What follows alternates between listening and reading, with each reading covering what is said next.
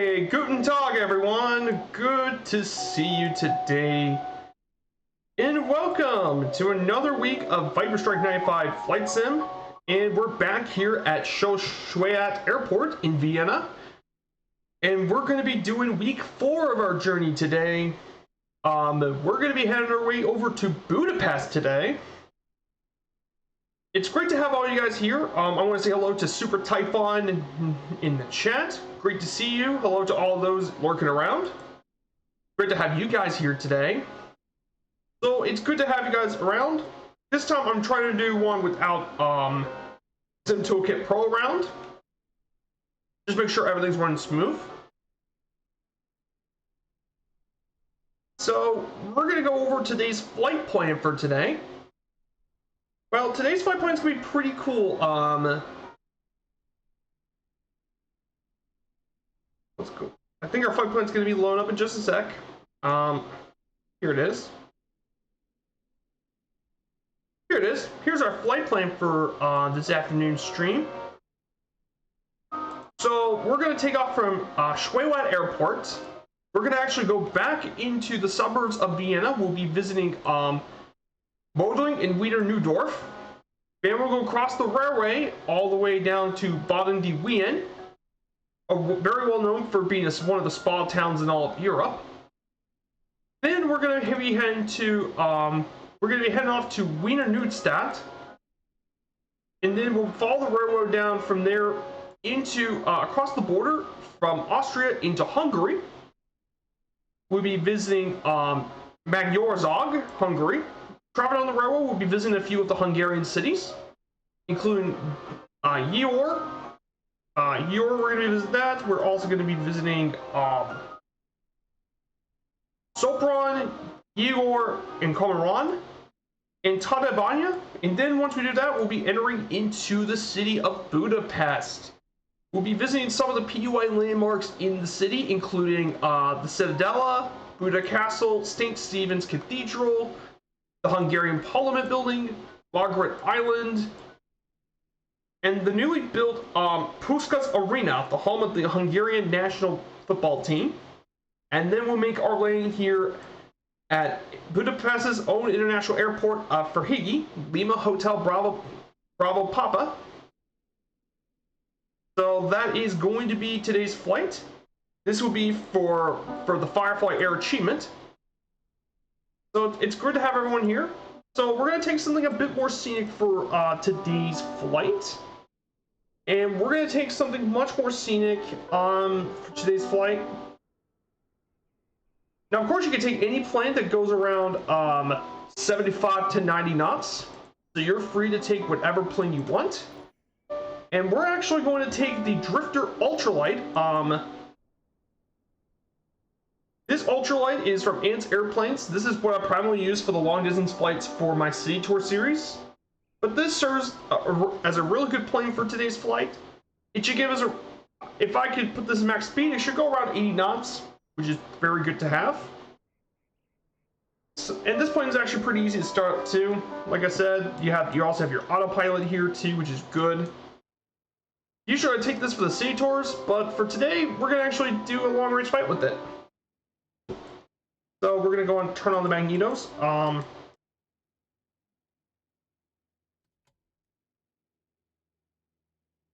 Turn on a fuel switch pump, push the primer a couple times, prime up the engines, and turn it on.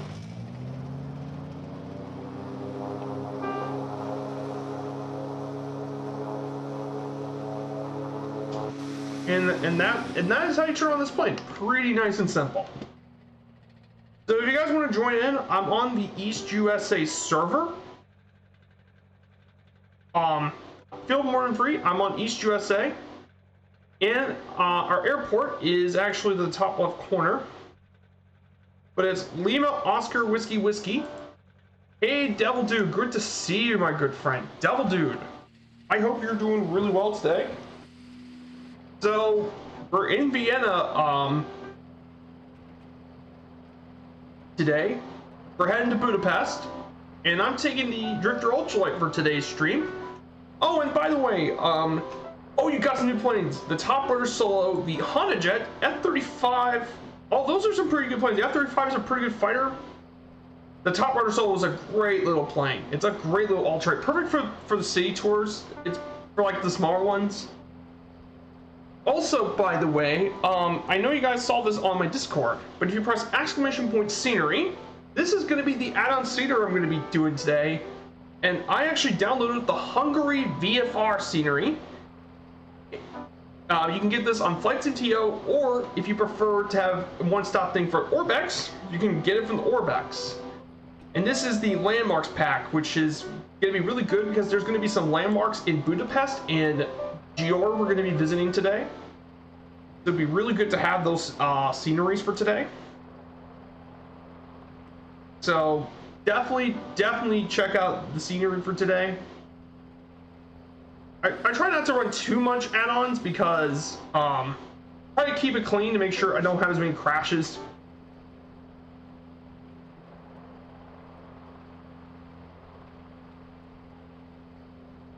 So we're going to take off here. Our cruising altitude for today is going to be 2,500 feet. 2,500 feet is going to be our cruising altitude for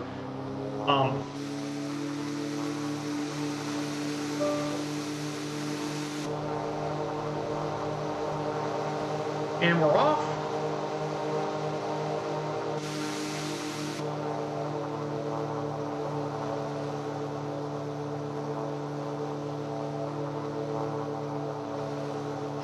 We're back up. So, yeah, I decided, if you're wondering why I don't have Sim Toolkit Pro running, it's because I found out that was the cause of my lag issue. I think I said it back on Sunday. But for guys who worked there on Sunday, that was the culprit for the lag issues I had.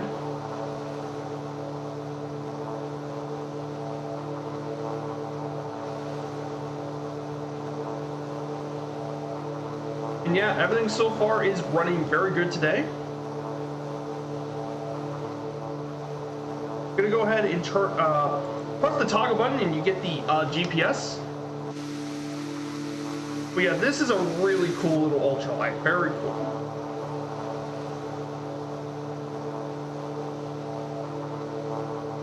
So there is, and also I think this will be good because you also get some amazing views over. You get some amazing views over the countryside of Austria and Hungary. I think this would be a really good plane for it, and it's the shortest leg of the entire journey. Of all the trips, this is actually one of the shortest of all the flights I've done by the railroads. This is the shortest journey. EP master, altitude hold, heading hold. We're gonna go up to our cruise altitude.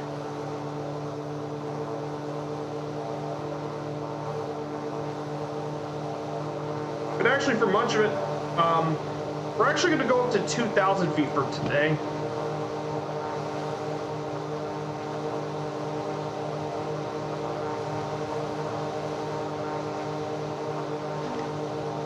We're going to go to 2,000 feet for this flight.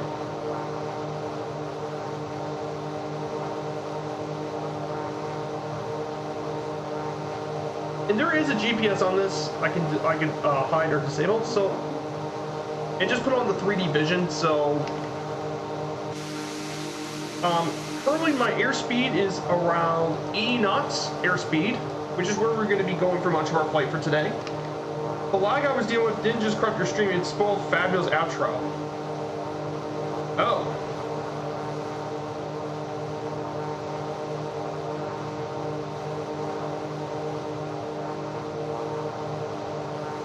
That's weird.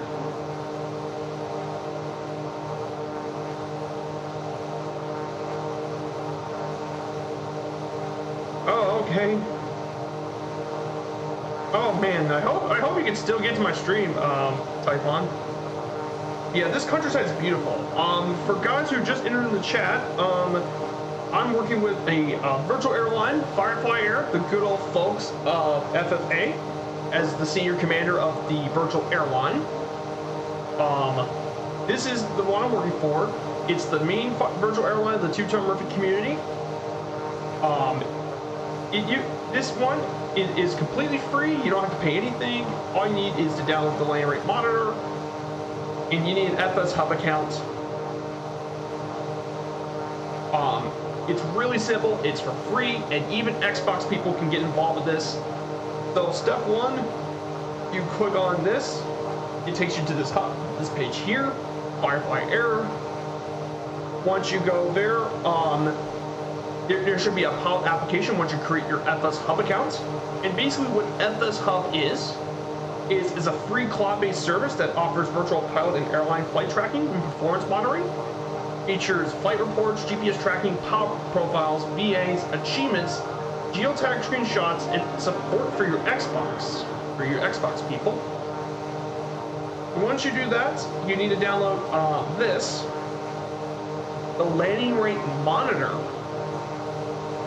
It's easy to install, lightweight, tracks your landing, and with FS Hub, it can even does your logbooks and stuff, and even does route planning, which is what I use to do all my routes.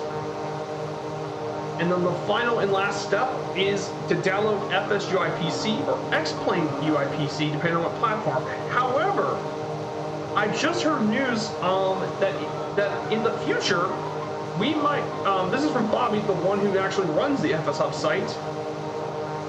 He actually says in a future update, for land rate monitor, you might not need FS UIPC anymore, because he's going to move it to SimConnect for you guys at MSFS. So that will be what it is. Yep, and great. So that is going to be Firefly Air. Let me give you the command. Just going to go over for that.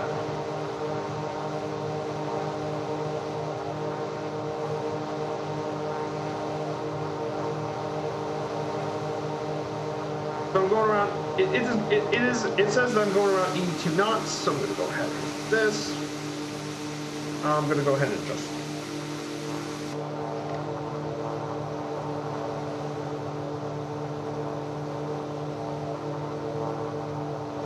Hey, Mr. 90, first time chat. Great. Welcome to the stream, Mr. 90. It's great to see you here. It is the Ants Airplane Drifter Ultralight. Yes, it is the Ants Airplane Drifter Ultralight. You can get this on the marketplace for MSFS, or you can get this on Sim Market for around $15 US. This is a great ultralight, and I think, in my opinion, I think it is the best third-party ultralight you can get in the Sim. I believe it's out on the Xbox, but I'm not really sure.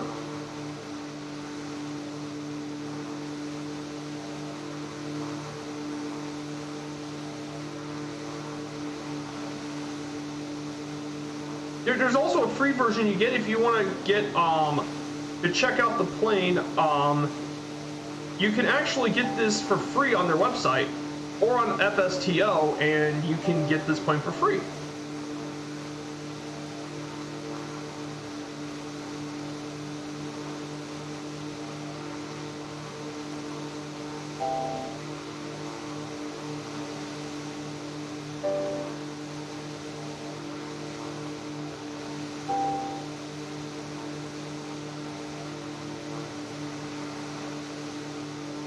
Yeah, great to see you, Mr. 90. I hope you're doing well. This is leg 4 of the FS Hub achievement. The Orient Express. We're heading from Vienna to Budapest. We're going to do some IFR flying. I follow railroads. So that's what we're doing for today's stream. So we're going to go over the slideshow for today. This one's actually got the least slides of all of my flights. I mean, this is the shortest flight. So first, we're visiting the city of Molden. It's the capital of its own district, Molden. It's 14 kilometers south of the big old capital of Vienna. It lies in the industrial zone of Lower Austria, known as Industrial Veritel. And in the Moldenbach, in the Vienna woods, right close to the town, This place has been around since the Neolithic era, and throughout the centuries has evolved in many different names until its traditional name. These names trace back to the old Slavic name meaning running water.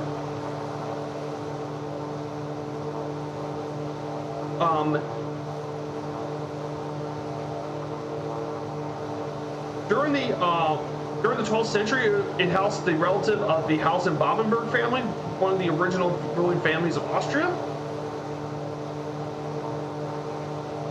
The Ottomans devastated the city in 1529 during their first siege of Vienna.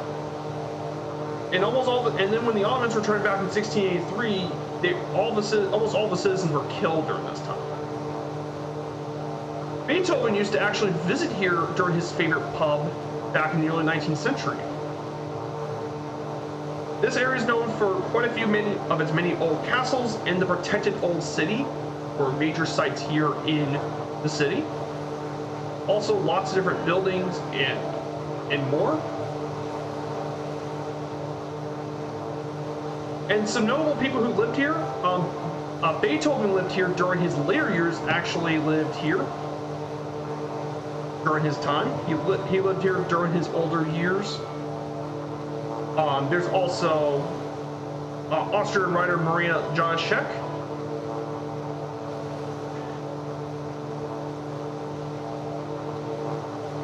Otto Brunner, a very well-known Austrian historian that does a lot of medieval and early modern European works. And three-time Superbike champion Martin Bauer was from here as well. So some famous people from the city as well. What's the new thing for FS Hub?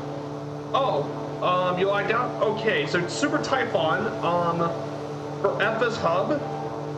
In a future update for the land rate monitor, the LRM client, in the future update he says they're no longer requiring FS UIPC. Instead, he's going to be using SimConnect for the MSFS users. So that's what he's going to be saying in a future update, and that was confirmed on the Discord.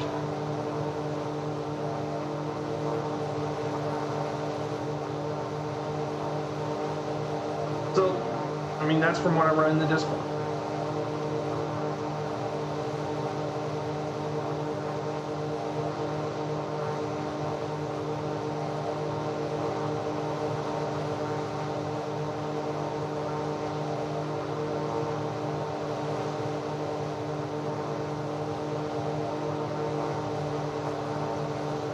But man, this is one of the best parts about flying this ultralight Typhon is the visibility from this is just amazing. I mean, yes, I could have flown this Shock Ultra or the Savage, but the visibility of this is just unbeatable. It's unbeatable visibility.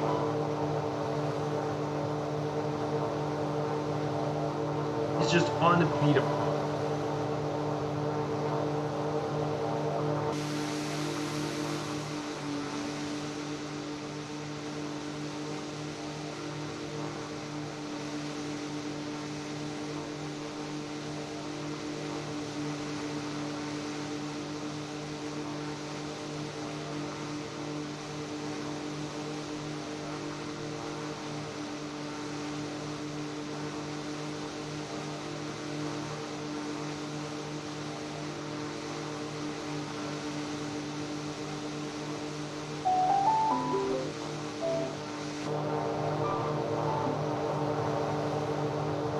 Yeah, this is one of the reasons I also like this, because thanks to its autopilot and visibility, this is like the perfect name for the tourist. Hey, Splasher6! Hey, good to see you. Happy Wednesday, guys. Splasher6 has been one of the very best people in my community. Very awesome, genuine guy. And he's been around since the very beginning of my stream thing. I think since day one. Splasher6 has just been awesome. Definitely support the guys. Definitely support Splasher6's channel. He makes some awesome MSFS content. He's currently doing his Way Down Under streams. He's heading to Australia from Alaska. He also does his Friday, Sunday streams. And he's also doing a a tour over Greece. So definitely check out his channel and definitely support him. He's an awesome dude, so definitely check this guy out. Hey, no problem, Splasher. You've heard it, my friend. So the next part is going to be, the next city is going to be Baden-by-Wien, or Baden-by-Wien.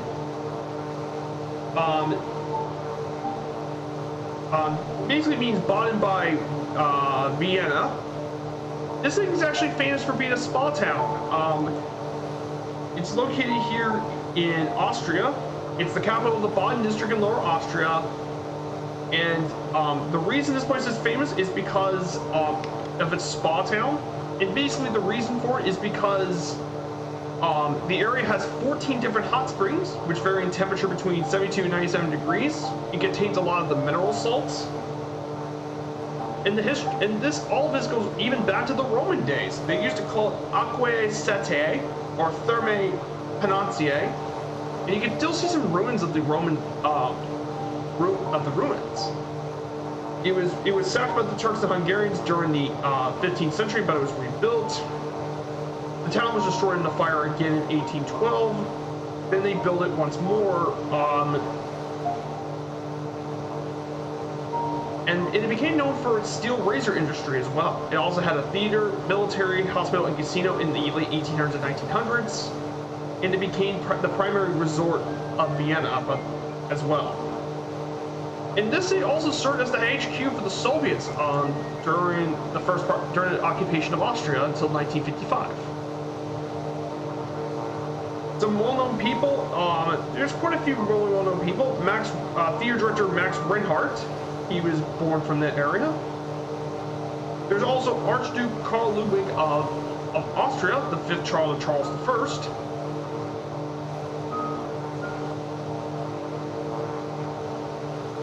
And opera singer Katerina Kanzi were some pretty famous people from Baden-by-Wien.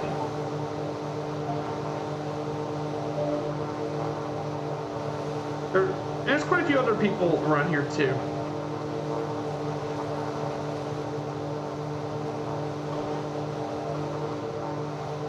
Hey, EL3737RS, good to see you. It's great to see you, my friend. I need to get back in my direction. Back.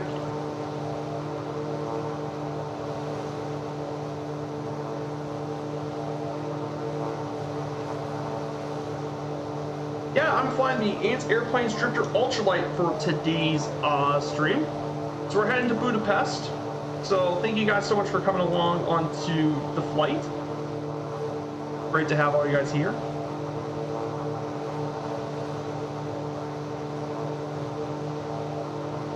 So according to our GPS thing, we're around 80 knots. Yeah, this thing is pretty fast.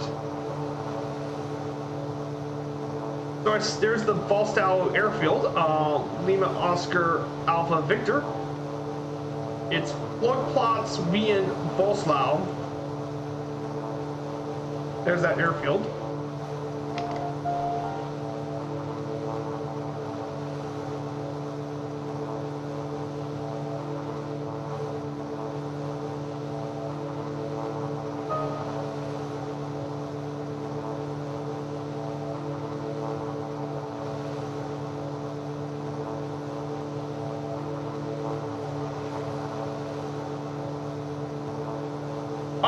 Baden-by-Wien translated Bath near Vienna. Yeah, that's what it is. Bath near Vienna. Yep, that's correct. I say Baden means Bath. Bath near Wien.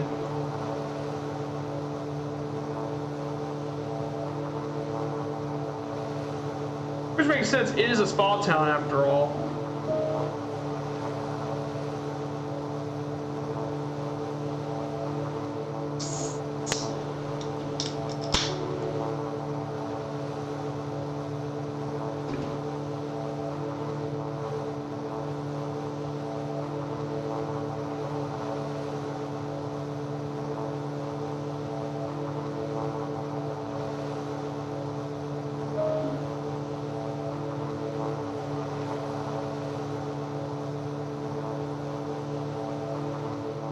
Yeah, bay equals by. Okay, that makes sense. Like I said, German is not one of my specialties, though I will try to be as good at German as I can. I know I'm not that great with German. Fast by Wien.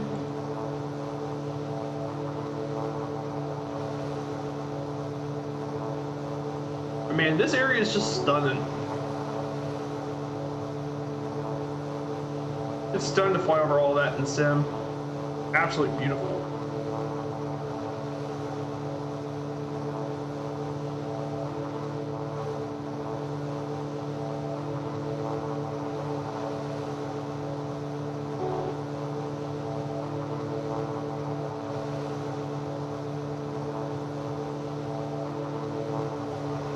So I hope you guys are I'm learning German since I'm living here for more than 2 years. That makes sense. Yeah, I mean, my brother learned German in high school, but I never got a chance to learn any of the foreign languages at high school.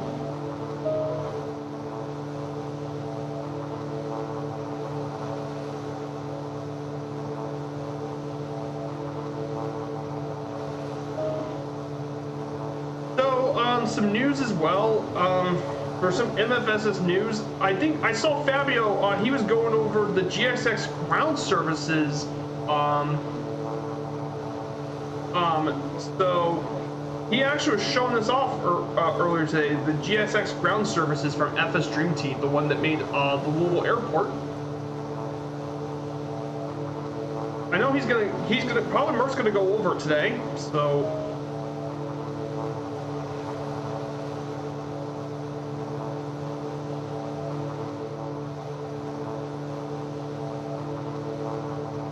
Which that serves a lot of ground services stuff. And then Milviz released a whole bunch of their news. First off, Milviz for now on is going to be known as Blackbird Simulations. Is going to be their new name. They released more info on the ATR and such on their stream, along with other planes like the SR-71 Blackbird, which is about done. They sold the Beaver and the Skyraider to other companies. The PC-6 Stage 2 is going to be coming soon, the Huey, and then they're also working on a couple of other planes, the 737-200 model, they're currently working on that, and a couple of other planes as well. So I'm definitely really interested to see what the company looks for. So yeah, I'm not going to go over as much detail as Murph, but this is from what I learned. So we're going to be heading to another place. This is Wiener Neustadt. Literally translates to Vienna's new town in English. Located in South Vienna, it is a self-governed city in the seat of its own district. It's home to one of the world's oldest military academies, known as the Theresian Military Academy, which was established by Maria Theresia in 751, trained a lot of the officers. But this place has been around since 1158, and it was established as a town by Duke Leopold V of Austria in 1194. The Mongols tried to raid this place, but it was repelled by Duke Friedrich, his knights, in 1241. It grew quite a bit during the Habsburg era as well.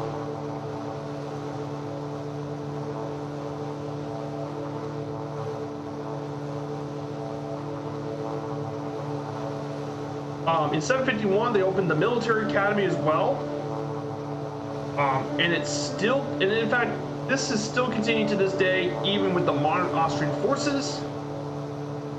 Neustadt was also started in 1918, the Austro-Hungarian strike, as well. This strike helped set up the fall of the Austro-Hungarian Empire. And this place was bombed during World War II by the Allies. Some of the main sites here, of course, is the Theresian Military Academy, but there's also other ones, including the Dom. The late Romanesque Cathedral of the Dom was desecrated in 1279, and it was constructed for 300 years between 1469 to 1785. And it features its own aviation museum and more. And one of its most famous people from here is actually Maximilian I, the Holy Roman Emperor from 1486 to 1508. and film director Michael Haneke. There's two pretty famous people from around the city.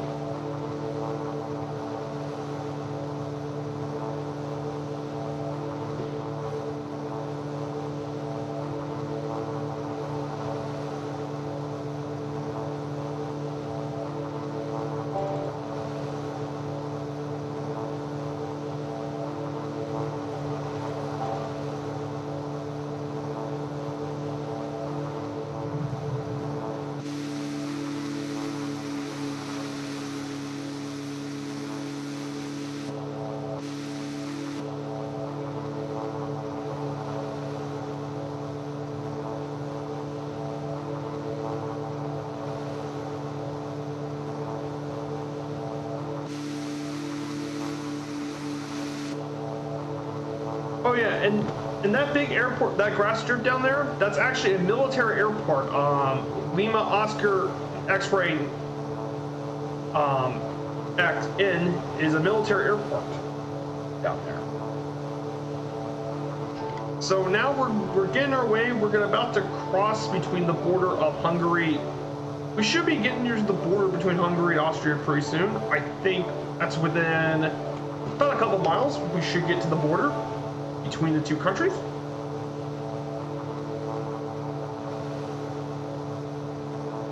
So this should definitely be very cool. But man, it's beautiful out here today in Austria. It's lovely today. And I definitely picked the right plane for this flight. I mean, not only is this a stunning plane to fly, but I mean, it's perfect for today's flight. Flying over from short distance, but also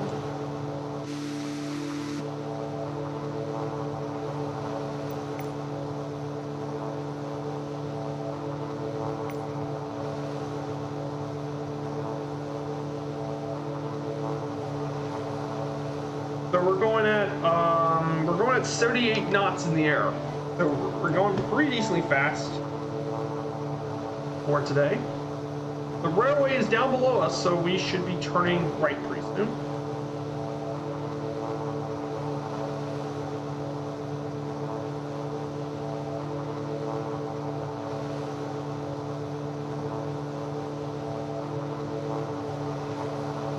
But I mean, look at this. Look at the visibility here. Look, you can actually see the ground below us. Like, I mean, look at this. So yeah, I hope you guys have big plans for the week. I hope things are going well for all of us. I'm doing quite good. I got done with this actually pretty quickly. So I've been working on the next city tour stuff. I'm gonna probably get the notes done tomorrow. Later today or tomorrow, get the rest of the notes for Sunday's city tour.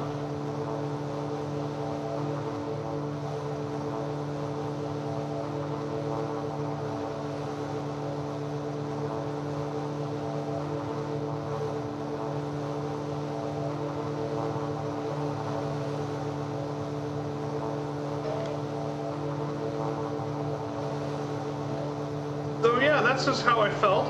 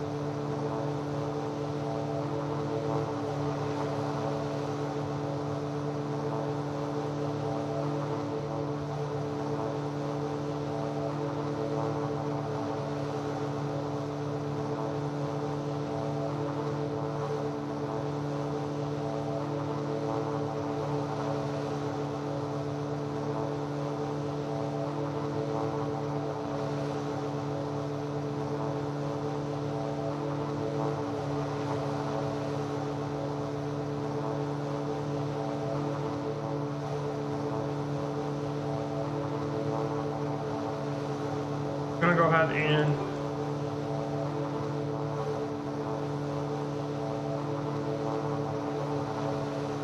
so currently I'm just getting this back the right direction. Sorry about that.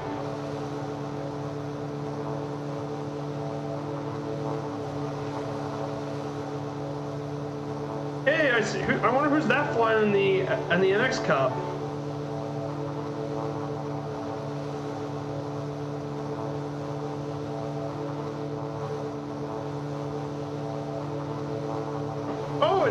It's EL737RS. Good to have you in the air with me.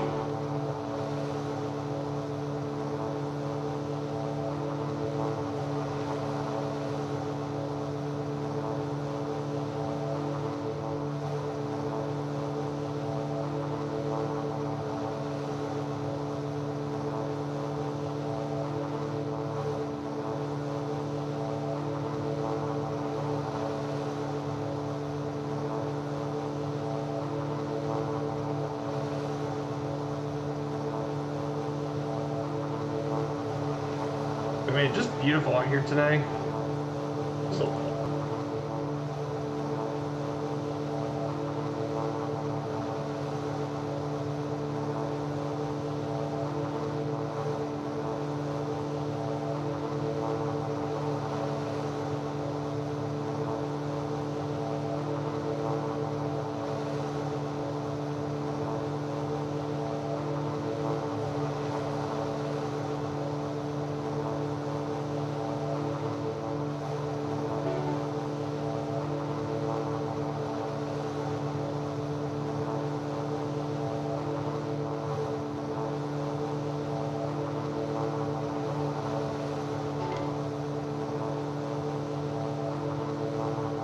hey, you're doing great. Got some new hardware. Oh, nice. What kind of hardware did you get for your sim, Mr. 90?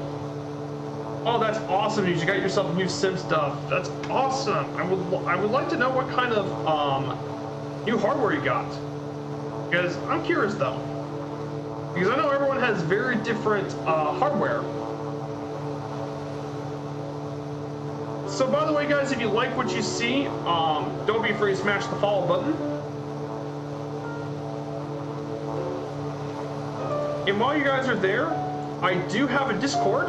Don't be afraid to check out the Discord.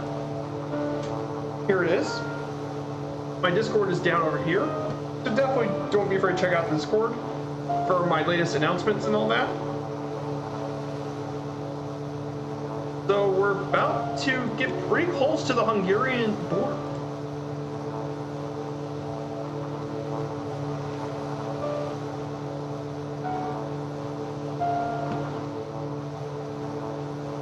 Oh yeah, you got your rudder pedals. Good, yes. You need to have rudder pedals and brakes. I think you almost need those just as much as you need the throttle and the throttle and yoke. Because you need something to stop the plane or steer it on the ground. So I think we're about to cross the border between Austria and Hungary. So goodbye to Austria and welcome to Hungary, or Magyarország.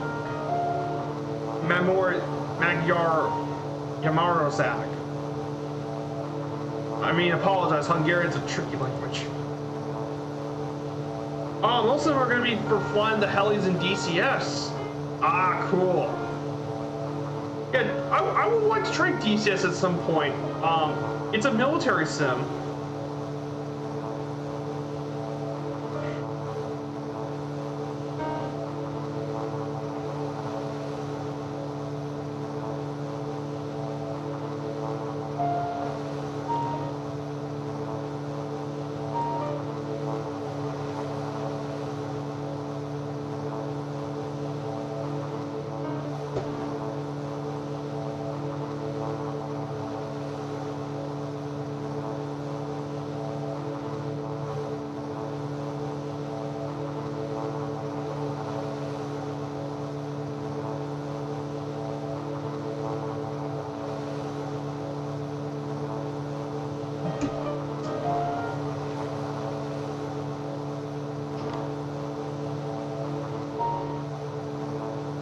So we're now entering into the first Hungarian city we're going to be mentioning for today. Press Y to break it for your Xbox controller. Yep. Well, we're going to actually go over the first city here in Hungary pretty soon. This is the city known as Sopron. It's Japron. So Japron is going to be our first city here, located here in the Austrian border. But this city is actually pretty cool. It's been around since the Roman Empire, known as Scarpantia. It was a province of the Roman Empire. You can see the Siemens Forum. During the migration period, the Hungarians arrived in the area. And in the 9th and 11th centuries, they strengthened the old city walls and built the castle. Now, during the Ottoman occupation of Hungary, the Ottoman Turks ravaged the city but didn't occupy it. And when many Hungarians have fled there, the city became really important to the Hungarians. During the 20th century, ethnic Germans inhabited this part of Hungary, but after the war, it now became part of Hungary. Sopron suffered a lot during the World War II due to the fire bombings and the Soviets as well. However, today, it's now grown a lot by the European Union. And now many of the signs are now still in German and Hungarian, and make it a bilingual city. Also, an interesting fact about Japron is it's one of the few wine-producing regions here in Hungary that produces both red and white wines. It's a wine-producing region in Hungary, and they make some really nice wines here. They also have lots of architecture from the Old Town period of Hungary, along with the wealth of medieval, Renaissance, and Baroque structures as well. There's quite a few peaks of interest here.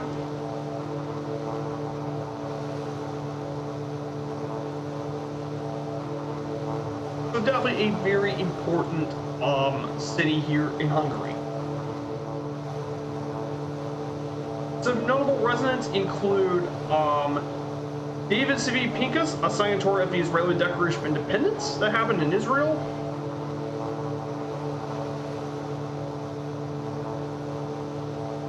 Anna Maria von Egerberg, née Brandenburg-Bayreuth. She used to be a Margravine of Brandenburg.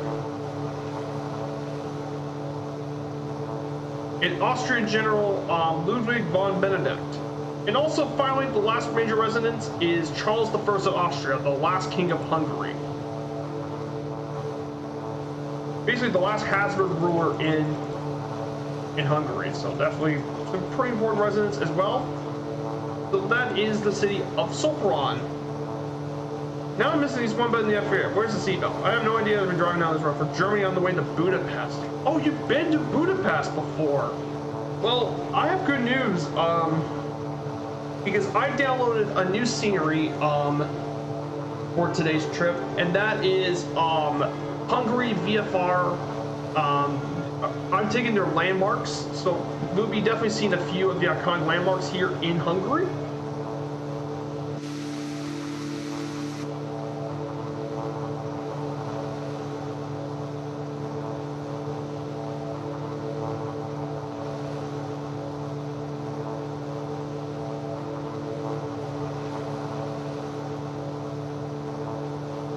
So we'll definitely check it.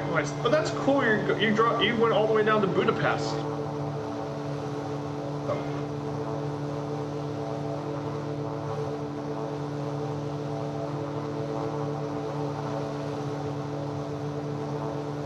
So let's talk about Hungary for a bit. Some Hungary facts about good old Hungary. So what are some very well-known, interesting facts about Hungary? So for one, here's an interesting fact about the Hungarians you don't know about. Of all the Olympic countries, Hungary has actually been one of the most successful countries in the Olympic Games, funnily enough. I know a lot of people, when they think about successful countries in the Olympics, most people think the United States, Germany, China, or Russia. However, in that case, you forget that they're not the only ones winning lots of Olympic medals, funnily enough, for the total Olympic count. Hungary is actually one of the most successful in all of the Olympics of all time.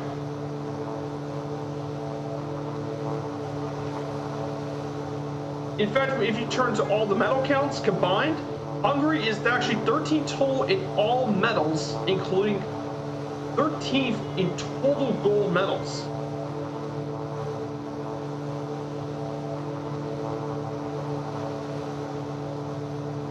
In total medals, including 183 gold medals, which would put the Hungarians on.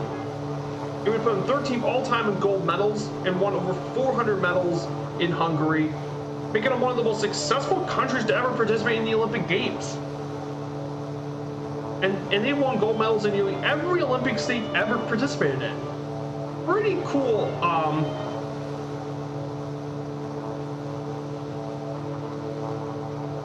Another thing that makes Hungary very unique is the language. You see, Hungarian is actually their language. And this language in particular is a really interesting language as well, because it's unlike a lot of other languages. It's spoken by 17 million speakers. It's native to Hungary, but also parts of Austria, Croatia, Romania, Serbia, Slovakia, Slovenia, and Ukraine. And if you wonder, wait, why are there speakers in those countries? Well, you see, back in the old days, Hungary used to be part of the greater Austro-Hungarian Empire back in the days. And modern-day Hungary back then, Hungary's territory went all the way from Slovakia to Slovenia, Croatia, Serbia, and in most of northern Romania or Transylvania, along with the Carpathians. They used to hold those territories back in the old days. If you ever see old maps of Hungary, that's what it looked like. But Hungarian itself is actually one of the trickiest languages to learn, especially for new people who want to learn languages. Hungarian is a very difficult language to learn.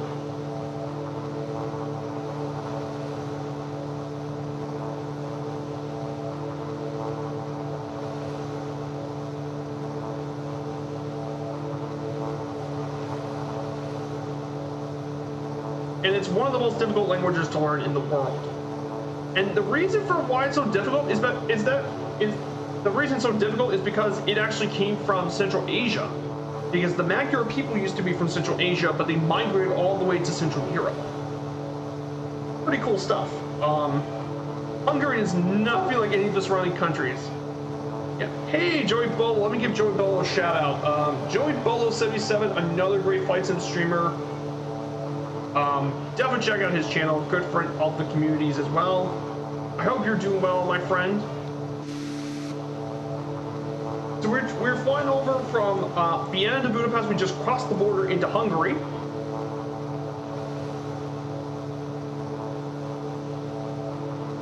So yeah, Hungarian is nothing compared to a lot of the other languages. Like, even in Europe, it's not like other languages. Because, it made it, like, for English speakers, it might be among the most difficult languages in the world, along with, like, Chinese, Japanese, and other languages like that. And the reason why it's so different is that Hungarian has 35 different distinct cases of words, compared to English that doesn't even have a case system. Now, you're most likely to see 18 different cases, but Hungarian has a lot of those. Also, Hungarian is a very expressive language. There's lots of idioms, more so than other language. 14 different vowels, and much more. Yeah, but Hungarian's a very unique language. It'll definitely, if you're a language thing, yeah, Hungarian's a pretty difficult language. I'm not saying to be mean, I'm just saying that's true. Hungarian is a very true.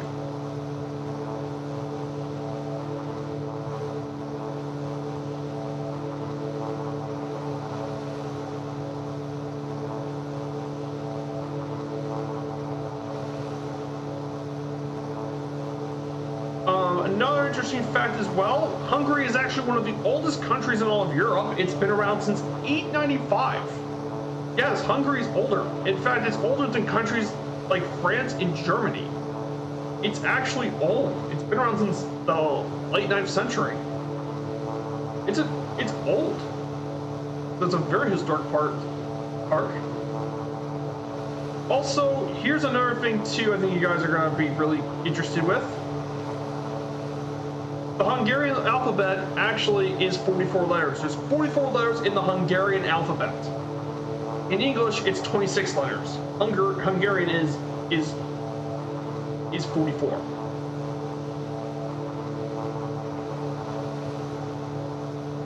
So that's a very interesting one as well.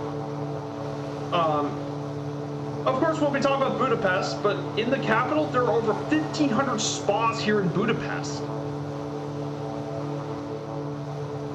It has the highest number of thermal springs in the world is actually here in Budapest.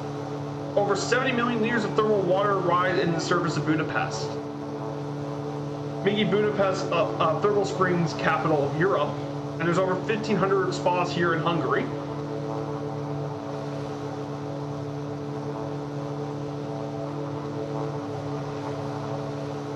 And there are many different inventions made by Hungarians. I know a lot of people know about the Rubik's Cube, but that was invented by a Hungarian. But Hungarians have tons of inventions. The ballpoint pen, holography, a thermographic camera, digital computing, and the first functional helicopter are all inventions made by Hungarians. Which is pretty crazy as well.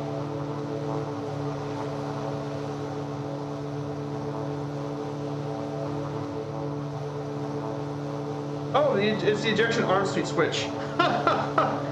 Yeah, Devil Dude, yeah. As well. So, Hungary is also home to the world's first official wine region here. I know a lot of people think of wine, they think of France, Spain, or Italy, but Hungary is world famous for a lot of their wines. Particularly the Tokaj-Anjou wine region. And in fact, even King Louis the 14th of France even said something about the wine kings as well. Hungary's national dish is goulash. Goulash is obviously their national dish.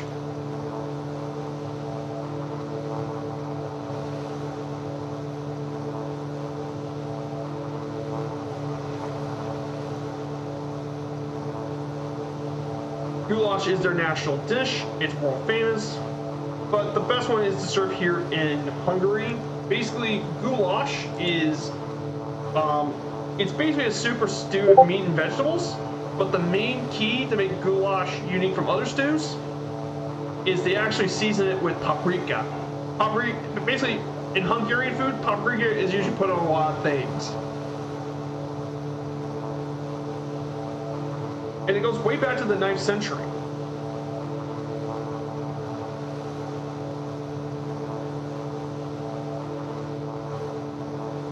While goulash has been around for a long time, the paprika didn't come to the 16th century, but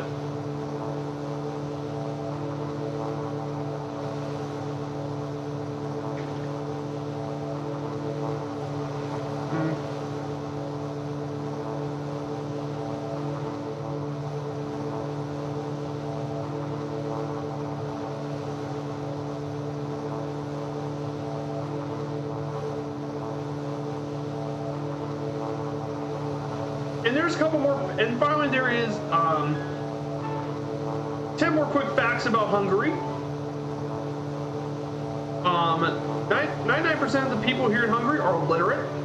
The national sport of Hungary is not football, it's water polo. Because Hungary is actually a great power in that sport, by the way.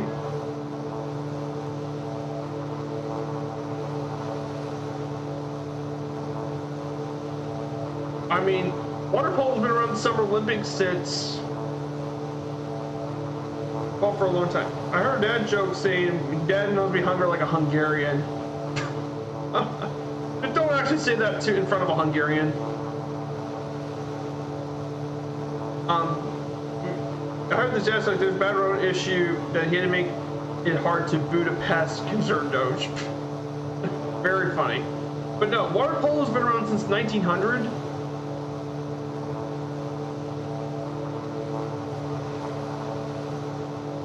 Like, Water polo's been around since 1900, by the way.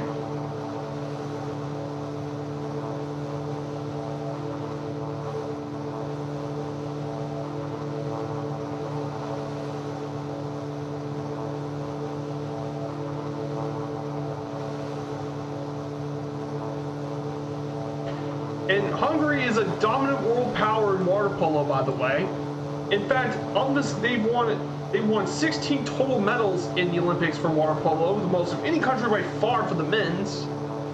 And they've won 9 gold medals there. 9 gold medals for water polo. That's more than than almost every country has won medals. That's more than the United States and every other country in the world has won in total medals individually. So Hungary is without question a dominant power in water polo.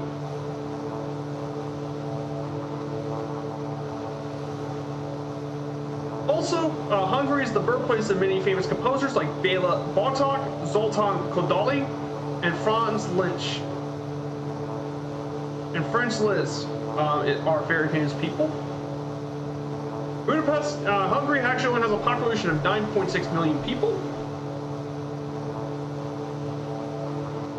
Currently, their biggest lake is Lake Balaton, which is the largest lake in all of Central Europe.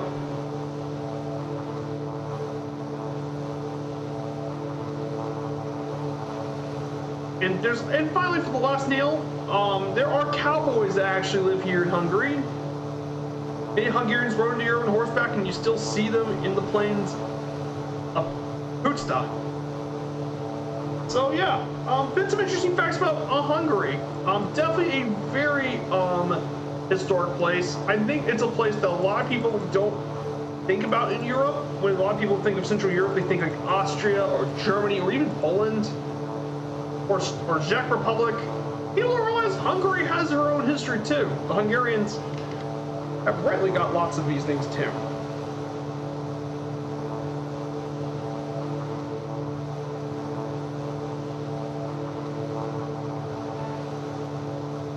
Yeah, there's lots of interesting things about the Hungary as well. Of course, it's also landlocked. It's landlocked alongside a few other countries here in Central Europe, like Slovakia, Austria, and Czechia. Those are the landlocked countries in Central Europe. Let's see some other facts.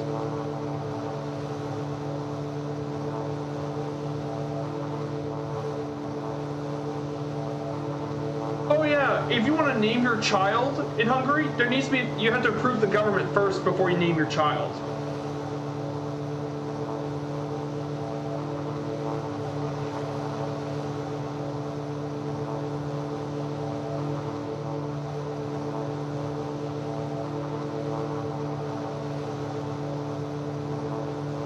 Yeah, there's a lot of things about Hungary that I would definitely love to visit Budapest in Hungary.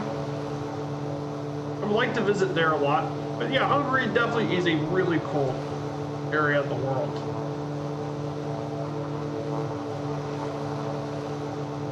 So yeah, it's good that everyone's doing well. We're going to head to one of Hungary's largest cities. We'll be approaching this in about less than...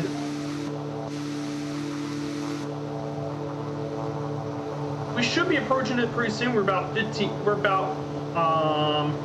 20 miles away from one of Hungary's biggest cities.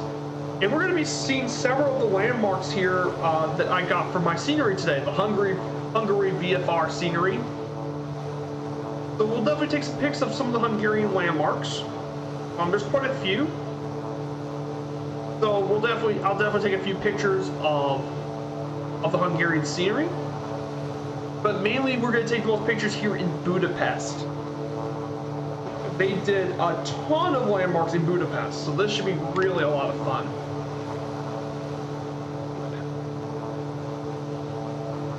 And of course, if you guys want to grab your hands in the scenery, you can click either one of the two links because it's completely free. You don't have to pay for any of those sceneries at all, which is fantastic.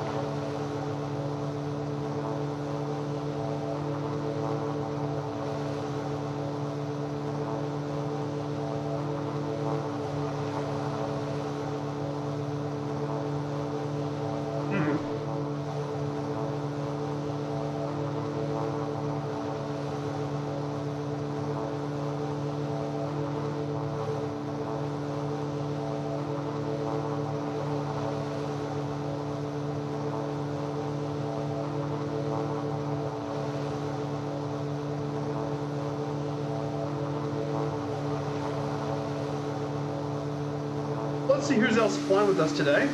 We have EL737RS is flying with us today. And is Ziad flying with us? Is he with us, or is he just crashing down to the ground?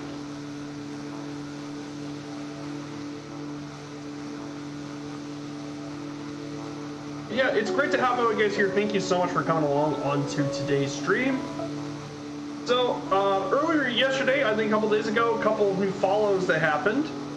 Reed Sim followed the channel. Frankie Poops. And then London Controller followed my channel. Yes, that London Controller. Known for his awesome content as well. Not only good with the airliners, he's a great traffic controller guy. Does a lot of stuff with London. And Falco followed. Thank you for those guys who, even though they're not here in the chat, I want to give you guys thank you for following along. So, for calling up, be right back. Don't worry, I wander off. It's autopilot for a few minutes. Hey, no worries, my good friend. No worries. I hope things go safely with the plane. I hope things go all right with you. So.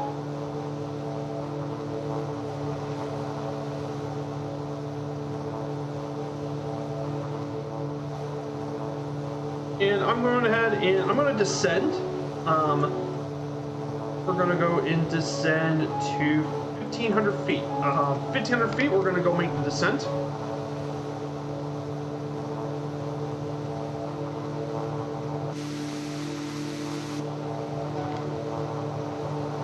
It'll be even lower to the ground. Hey, Makazi has followed the channel. Makazi, good to see you. Hey, Planet Neutral! Great to see you too. Thanks for the follow, Makazi. Good to see you, Planet Neutral. Definitely check out Planet Neutral's channel. He's definitely my kind of guy. I mean, librarian. But he's actually a really nice fight sim streamer. Makes some great content. But yeah, it's great to have you here, Planet Neutral. He says, hey friend, I love Budapest in Sim. It was a highlight of their Danube run. We did a separate tour of Lake Balaton. Awesome. Well, good news, Planet Neutral. We do have, we are going to Budapest today, but we're not just going to do anything with Budapest. We have the Hungary VFR scenery. I think I posted it earlier, but here's the scenery for this again. This contains tons of landmarks of Budapest and other cities here in Hungary. We're going to visit Győr, apparently, which is one of Hungary's largest cities. And they got a couple of landmarks we're going to be visiting here in Hungary. So if you're doing VFR flight in Hungary, I would recommend getting that file. But yeah, it's good to see you. Makazi says howdy. I thought I was already followed. It was good to have you back following again. Thank you so much for following along, Makazi. So yeah, we're heading our way. We're doing leg 4 of the FS Hub achievement for Firefly Air, the virtual airline. Let me go ahead and pull up the achievements. Now I completed lots of achievements. Here's the Orient Express trip. I've already done 3 legs of it so far. And now we're going to leg 4 into Budapest. So we're doing this leg today.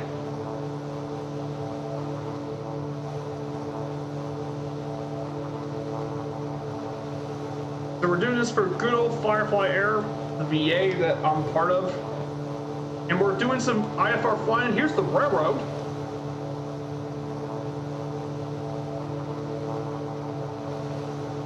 And the plane I'm with today is the Ants Airplane Stricter Ultralight, which you can get from the MSFS Marketplace or Sim Market for around 15 bucks. It's definitely well worth the price, absolutely. It contains autopilots, there's a floats version of the plane as well for seaplane stuff. It can go like up to 80 knots. It can just do a lot for, the cruise speed? I think it can cruise up to 90 knots for cruise. But this thing can go up to 80 cruise speed. according to my thing, it says I'm going at 78 knots. Airspeed, 79 knots. Not at full power, but in this, around 5,000 RPM, I'm going around 77 knots. So yeah, this thing can go as fast as, let's say, 50. You can, if you can do forward to this, it can cruise around 50 knots. If you go max, you might reach 85, 90 knots. See, if you go all the way, you go 85, 86 knots. 80, look at this, 90 knots at full power. So yeah, this thing is very fast for an ultralight. But yeah, this thing has quickly become one of my absolute favorites to fly in the sim. It's an absolute joy to fly. And I mean, it's perfect for the streams I like to do, which is VFR flying. It's got great speed, and it's got autopilot too, by the way. Because this thing also has autopilot. And you can control the heading, the wing leveling, altitude hold, and vertical airspeed. So you can actually control your airspeed stuff, which is very, very helpful. Yeah, I love this ultralight. It's absolutely amazing. And this is going to be used for the city tours that are long-range city tours.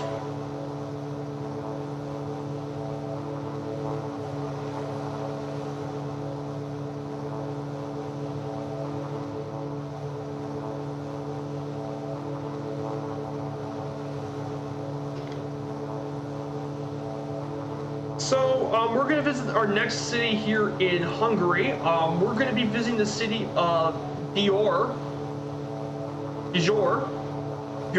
apparently. This is the most important city here in northwest Hungary. It's located is the capital of Győr-Moson-Sopron County in Hungary. It's halfway between Budapest and Vienna. It's located on one of the most important roads in Central Europe. It's Hungary's 6th largest city and one of its 7 main regional centers. It's been around since ancient times, with the first large settlement dating back to the 5th century by the Celts. Eventually, the Romans moved here during the 1st century BCE. They captured the northwestern part of Hungary. They named it Pannonia.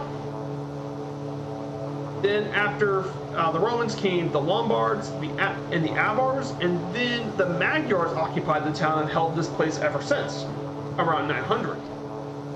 The town received its Hungarian name Győr. Originally lived in tents and cottages and now part of the city center. This place was currently rebuilt back in the Renaissance style during the 17th century. During the following centuries after the Battle of Vienna in 1683, the town became prosperous and it elevated itself to a free royal town by Empress Maria Theresia. The city was the site of the Battle of Robb in 1809 during the War of the Fifth Coalition, where an army of French noblemen defeated the Hungarian militia and an Austrian corps as well. Then after the Napoleonic Wars in the mid-19th century, it grew a lot in steamship traffic during the River Danube, though it lost its important trade when a rail line between Budapest and Kanzia superseded a lot of the river traffic. Then during World War II, it was strategically bought as an airport. And then the 50s and 60s brought more change. And then after the Cold War, a lot of the city's been rebuilt back to what it was. So some of the major sites you see here at the city of Győr, of course the ancient core of the city that has been around is still recognized. There's also lots of other sites, including the town hall, the Carmelite Church, and the Museum of Roman Archaeology as well, along with other sites. Also, in addition, there's a factory, an Audi factory located here. It's called Audi Hungaria.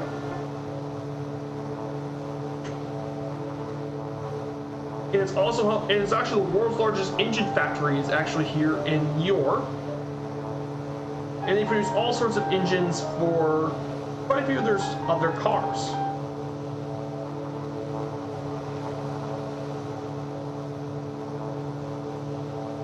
local people. They include the Hungarian singer Freddie as part of it. One of the 8 famous Hungarian painters, Desiderius Orban.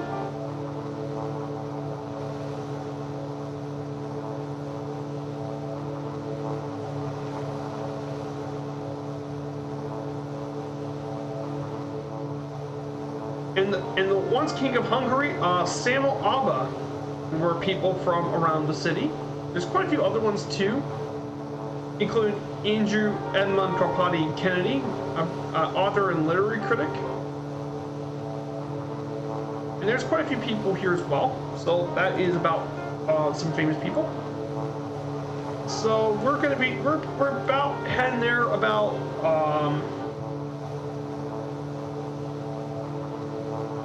we're about 10 nautical miles. We should see a couple of Hungarian landmarks.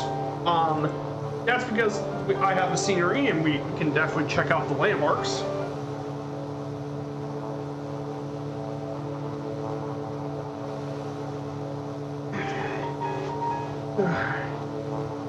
Yeah, just stretching a little bit.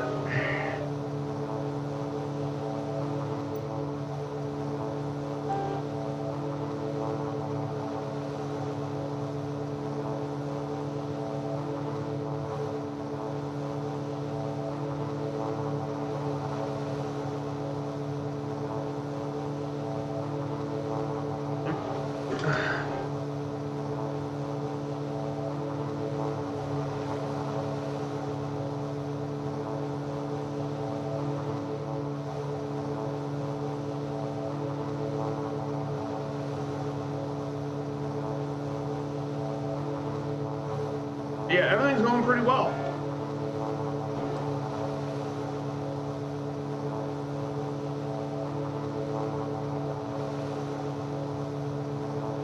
Yeah, it's great to have all you guys here today. I appreciate all of you guys, both in the chat and lurking. I appreciate you guys being here today.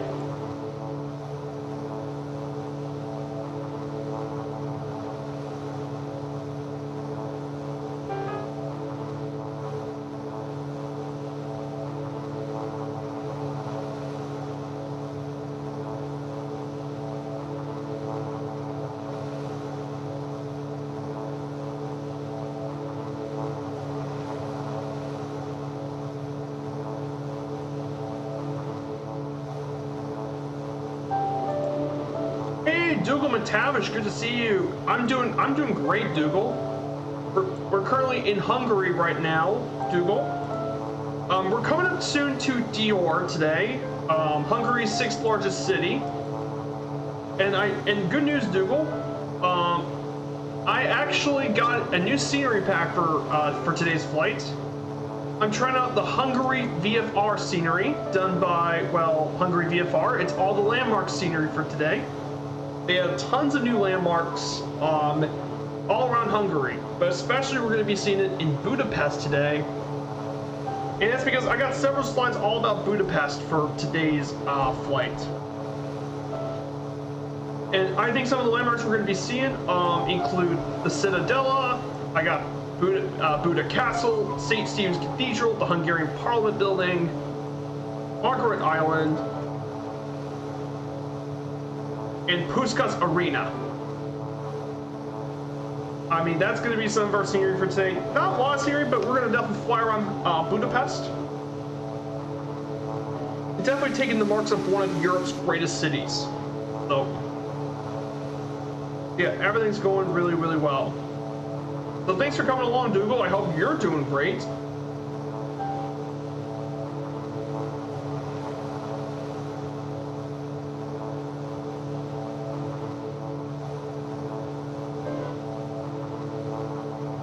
I was also talking about earlier about some facts about Hungary, and Hungary is actually a much more significant country than people realize. There's lots of great inventions like the ballpoint pen, the first operational helicopter, the Rubik's Cube.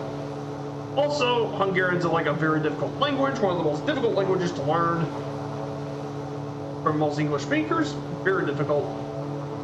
And Hungary is actually one of the world's oldest countries, been around since 895. Older than France, older than England. Older than a lot of those.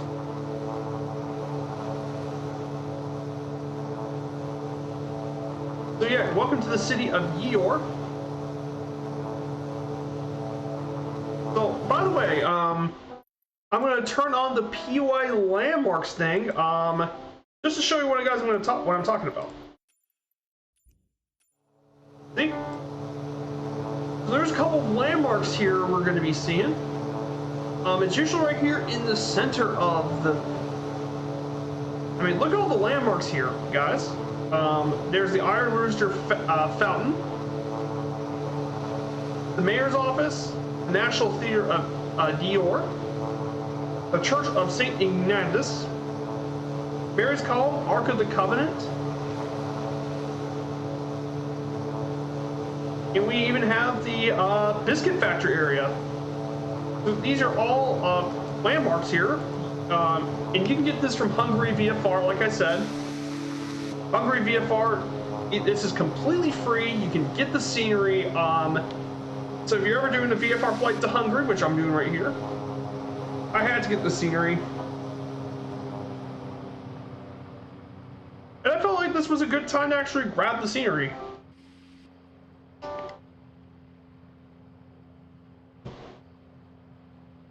So this is the Biscuit Factory area.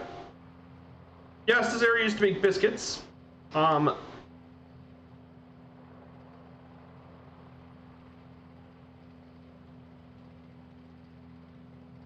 Yeah, all this is down by the Danube, I believe. Yeah, I think it... Now, it goes through the Raba River. This is the Raba.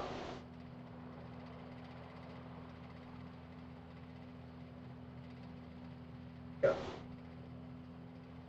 But now we can get to see some of the real landmarks here in the city.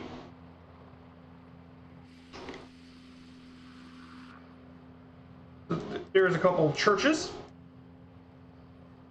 Here's the Ark of the Covenant building. There's that fountain. A couple of little fountains. And here's the citadel. This is over here. This here is St. Mary's Column.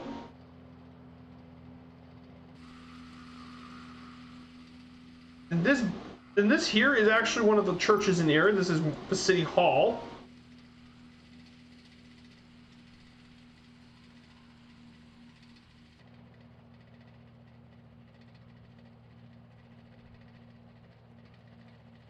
And this here is the Theater of Yeor here. So, let me go off and turn off the assistance options.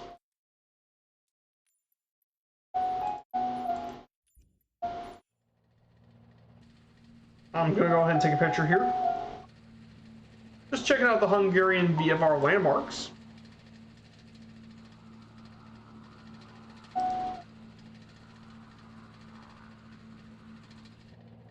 But you can see they put VFR landmarks like this all throughout Hungary. So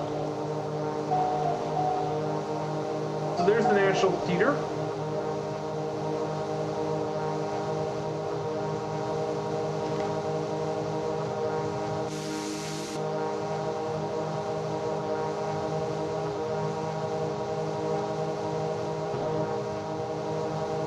There's Mikazi, he's in the Icon A5. I see you there, Mikazi.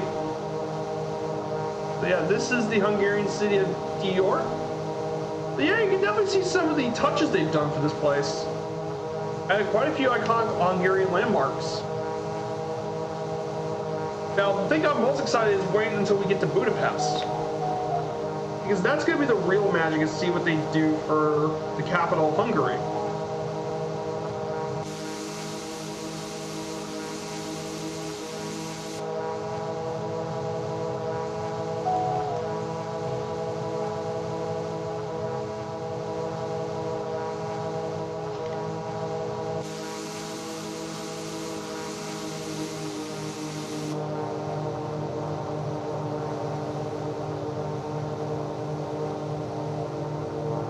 Yeah, we're gonna go around 1,000 feet. Actually, we're gonna get really low to the ground. I mean, that's another topic of low and slow, literally.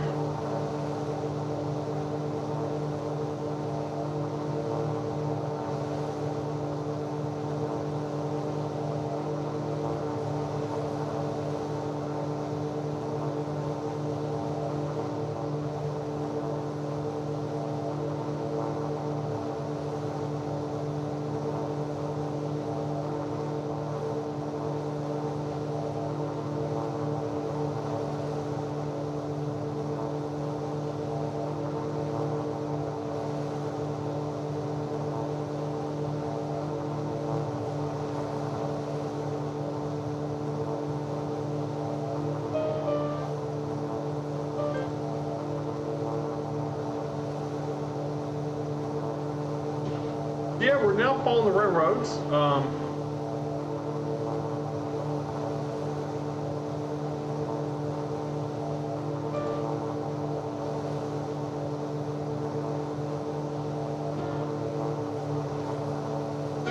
yeah, everything's going pretty peacefully here. We have Firehands S9 in the Tomcat. Kazi's in the A5. We're going at 79 knots. We're not going to go super fast.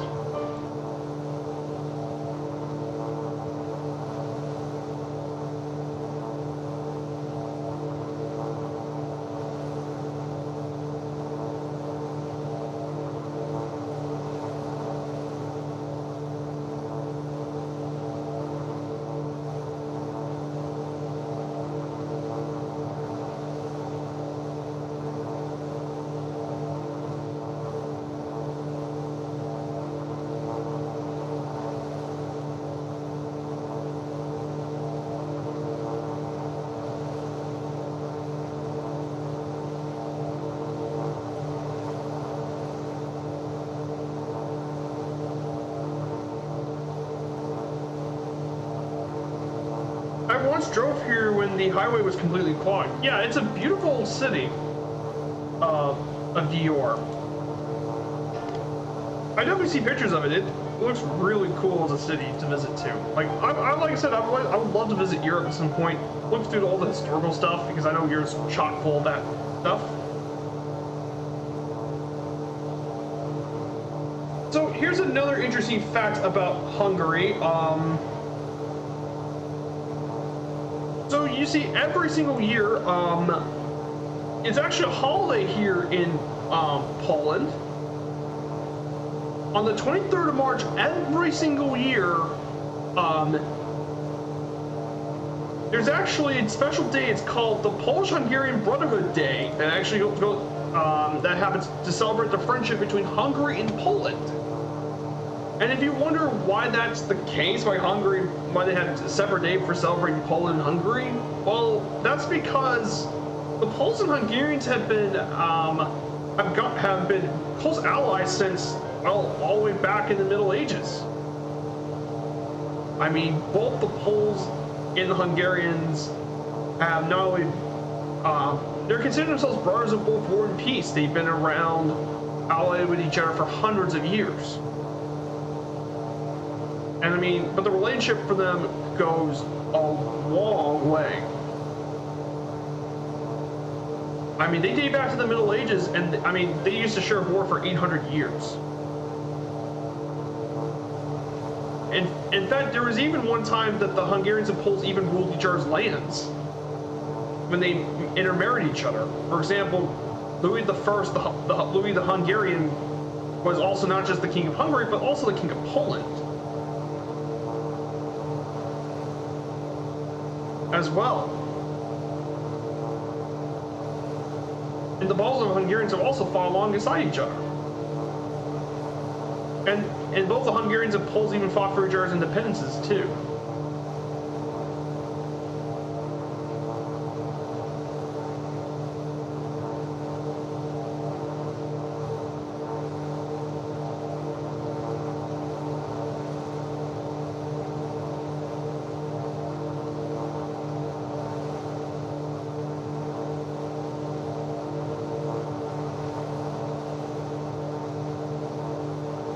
Germanic relations, well, the Poles and Hungarians still have great relations even to this day as well.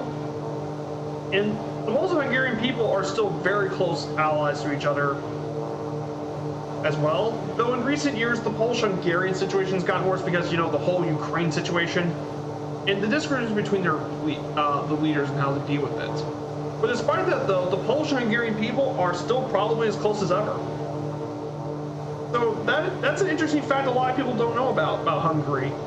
It's weird to see Poles and Hungarians be allies, considering the Magyars and Slavs, but when you get that close, the Poles and Hungarian people are going to absolutely get along. So yeah, that's another interesting fact about Hungary that a lot of people don't know about.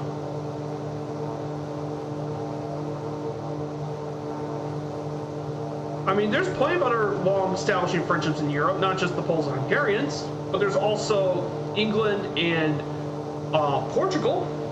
Remember the world's longest-running military alliance? That's been around for centuries. As well, the historic friendship between those two countries.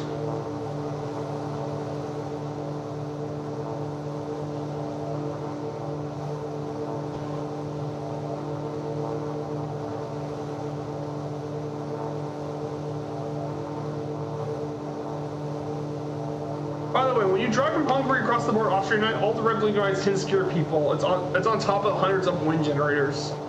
Yeah, there's a lot of those wind generators up on top of that. I mean, in fact, I see wind turbines now. Look at this. I still see wind turbines. There's wind turbines all over the area. And I wonder who comes up in that F-14 Tomcat. I wonder who came in an F-14 Tomcat. Oh, it's Firehands S9 just came in with a Tomcat. Firehands, you sneaky devil, you actually came here. Good to see you, Firehands 9. Thanks for flying along with me. Can't believe you managed to come sneak by me in a Tomcat. We have Makazi and EL737RS. They're trailing behind me. Yes, I'm outrunning them in a little glider in ultralight. And then we have Firehands in the Tomcat.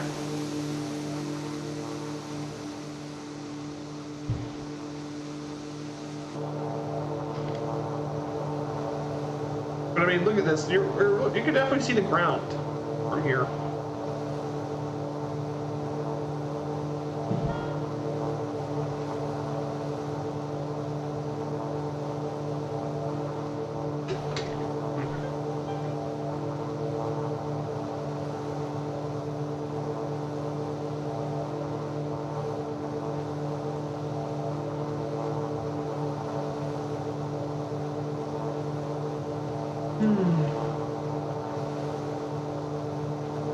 So the next city we're going to be visiting is actually in, it's known as Komarom.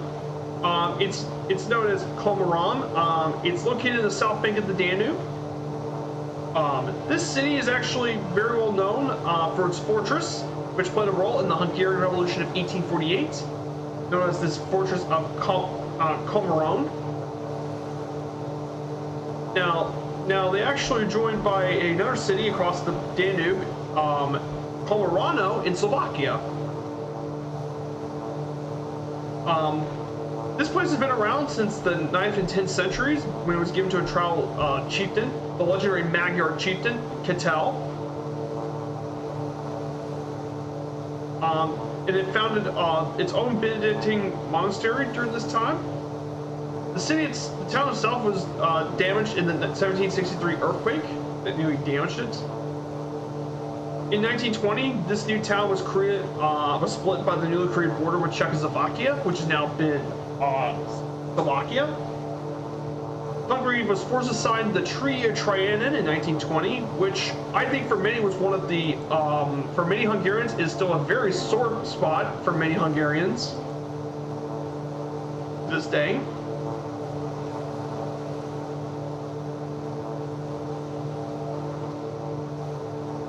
And then the two cities are connected by a bridge as well. And then this used to be a border crossing until the Shinigan area was passed around here on December 12, 2007, and it lifted all the immigration and customs check. So there's a couple of famous people. The former president of Austria, Theodor Korner, is actually from here, along with Austro-Hungarian composer Franz Lehár.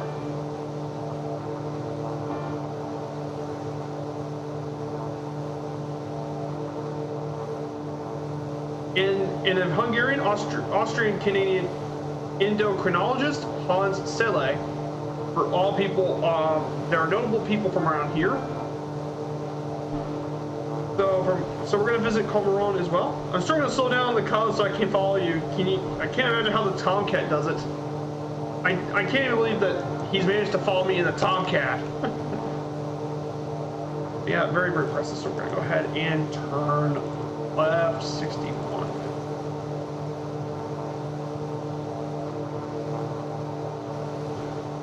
So yeah, we're gonna turn right when we get to the exit.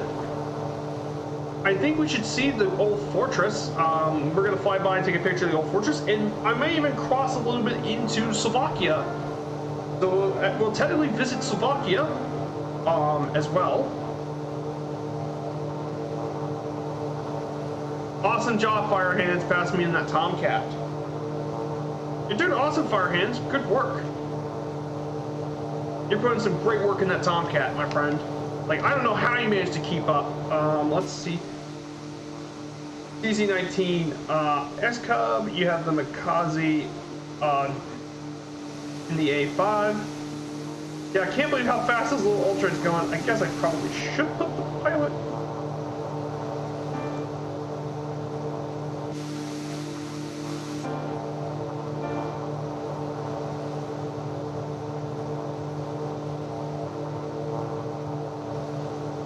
So I wonder if we can see the old fortress down here. So yeah, all this is right next to the big old river known as the Danube, Europe's second longest river after the Volga in Russia. Crosses through nearly 10 different countries as well.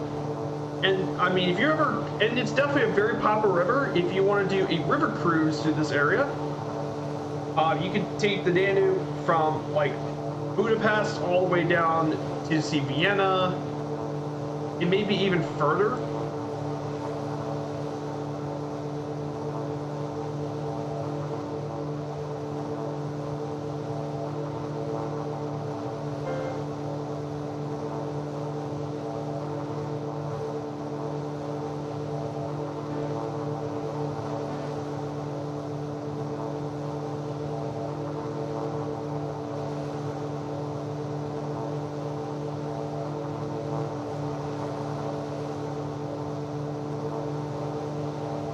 There's the old fortress, and there's the lake. This is Slovakia, and we're about to reach it, and we're gonna be getting back to Hungary.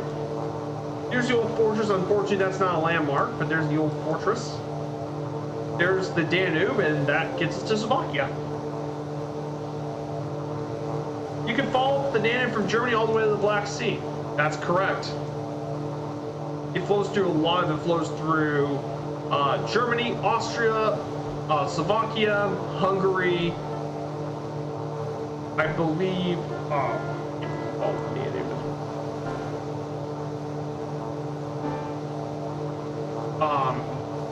Through Serbia, Croatia, Serbia.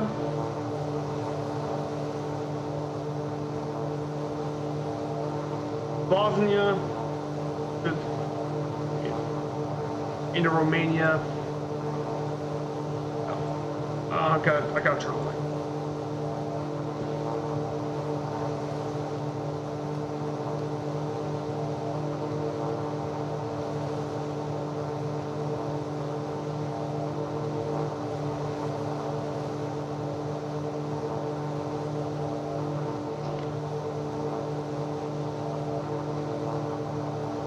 Between Serbia, Croatia, Romania, and Bulgaria. I got it.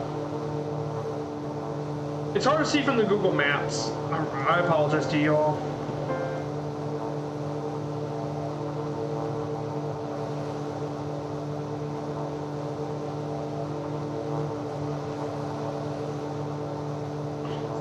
about 60 nautical miles away from our destination here in Budapest.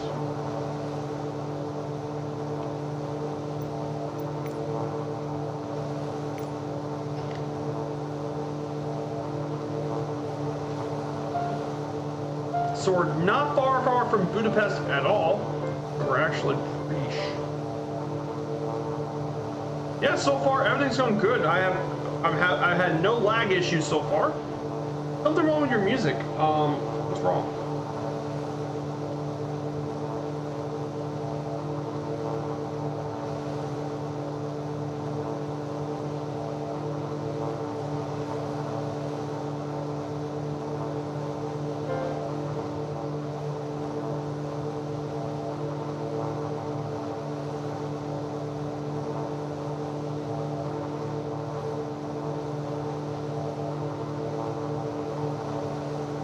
Noise gate? That might be a pretty good question. Let me look this up for a second.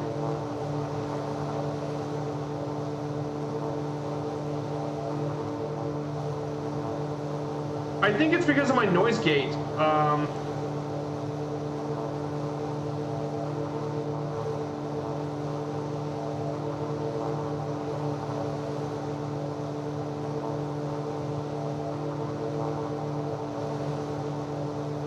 I have the noise gate. I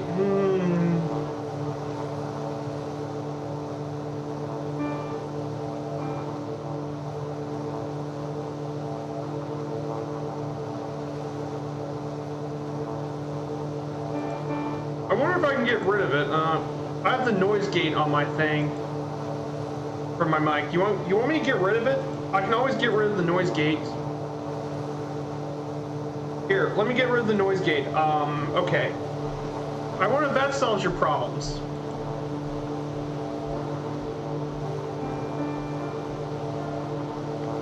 But thank you for letting me know, Dougal, if you want me to get rid of that. Is that better for you, Dougal?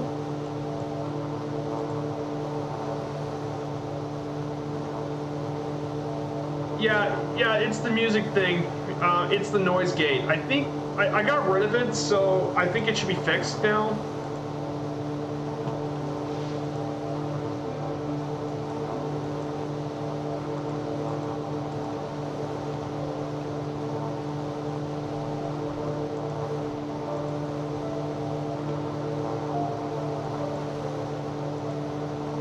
Yeah, sounds louder. Okay, good. Yeah, sounds better. Okay, thank you guys. Like I said, like audio is still one of the trickiest parts to get set up on my streams. So,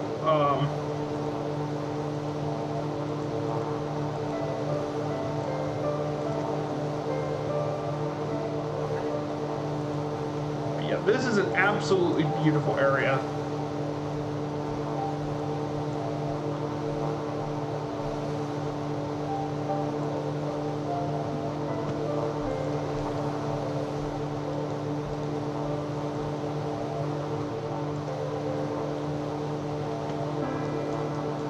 Yeah, this is just scenic. I just love this route. Such a scenic area to fly over. Not an issue for me, but you thought you want to know. No, I appreciate it, Dougal. Dougal, I really appreciate you helping me out with this. Like I said, I want to get this to the best quality I want to be. So it's you guys that matter the most.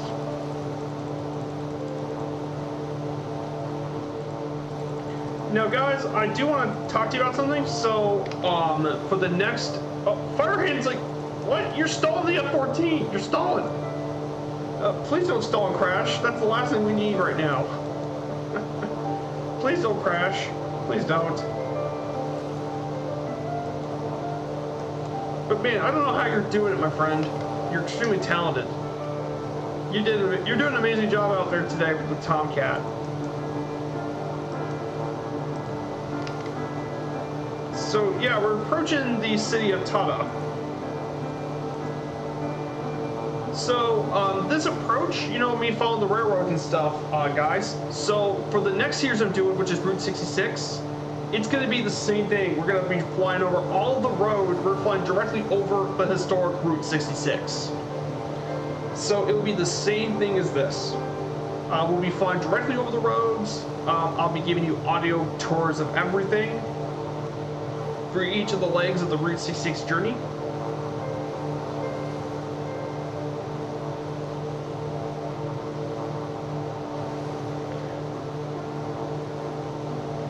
What's interesting, this is really nice to fly over, but driving in the highway, it's the most boring part of Europe. Yeah, I completely understand. I can understand why you think it's boring. Like, there's not much elevation and stuff. I completely understand. Like, Hungary is mostly flat. Like, this part of Europe, particularly in Hungary, is kind of flat. There's not really much mountains and hills to look over as well. And look at this Bakazi, that looks absolutely amazing. I took a screenshot for the Discord. And by the way, guys, if you like what you see here, smash that follow button as well. And then after that, you have the Discord, guys. You guys are more than welcome to check out the Discord anytime you guys want to. So you guys are more than welcome to visit here in the Discord. Check out the latest of my content as well. But man, impressive flying, Makazi. I was actually thinking about taking the Icon, but I wanted to take the good old Drifter Ultralight for today. I mean, it goes around 70, 80 knots, but I mean, the visibility out of this plane is just, it's too good. The visibility from this is just too good. It's too good of a plane not to waste its amazing visibility.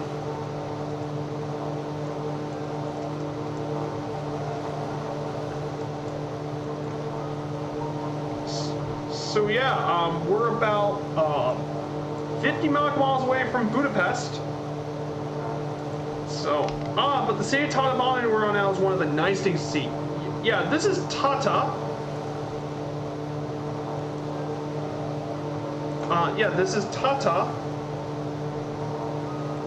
And we should be getting to Tatabánya pretty soon.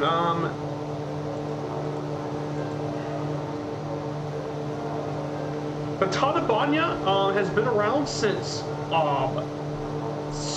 well, the Stone Age. People have been around here.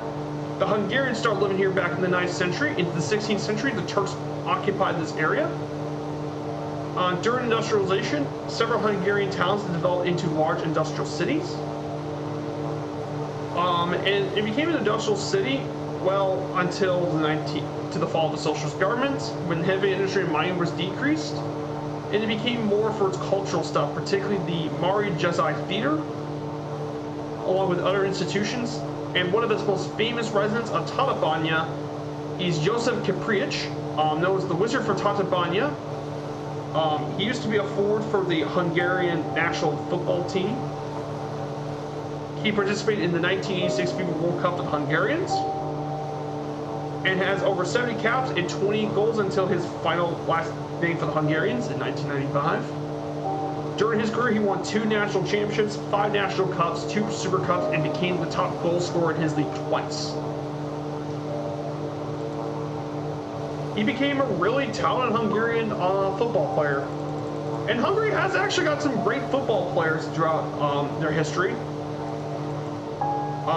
We'll be visiting one of them when we get to Budapest. We'll talk about probably the greatest Hungarian football player of all time.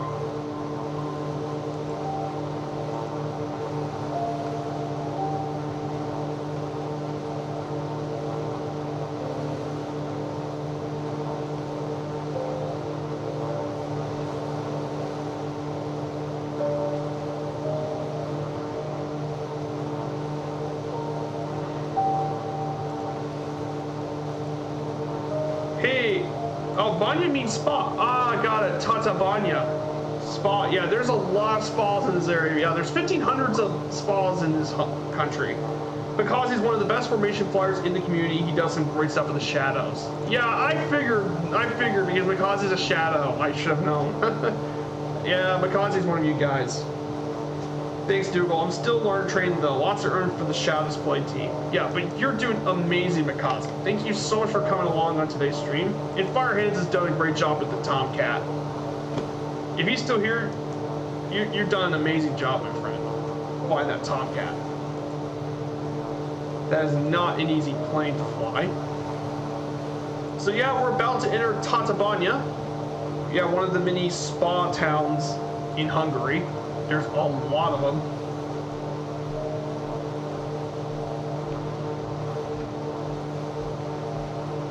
It also features Juris Mountain, which features the tallest bird statue in Central Europe. There's also the Sicilian Cave in here in Hungary. There are two major local tourist attractions.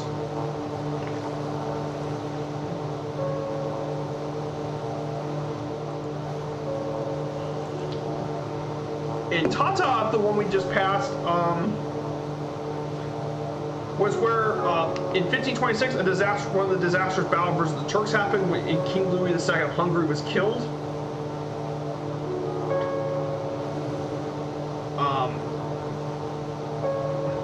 Tata was one of the more important fortresses in the area, and it quickly grew to become a pretty major village. And of course, there's many famous sites in that place, like the different baths and spas, the parish church, and more. And one of that town's most famous people, there's a couple of ones. There's Morg Fischer de Farhanzi of the porcelain factory, and believe it or not, the main guitarist of Five Finger Death Punch, Zoltan Bathory, was born here actually. He was actually from Hungary. He was from Tata.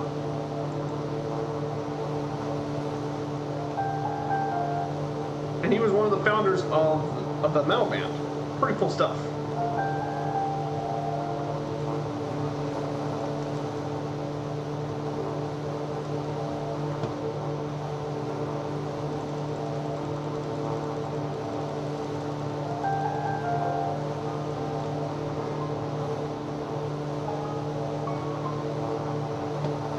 Go raise up to 1,500 feet. Let's go ahead and climb to 1,500. To your left is the eagle statue watching over the town. That's right. I don't think they got the eagle statue here.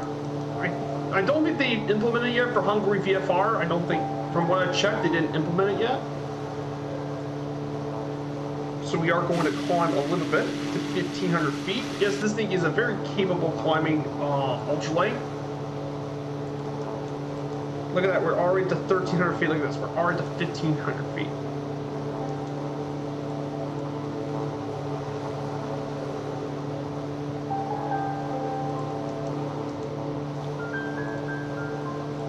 But yeah, this area is just beautiful. This is a beautiful area of Hungary.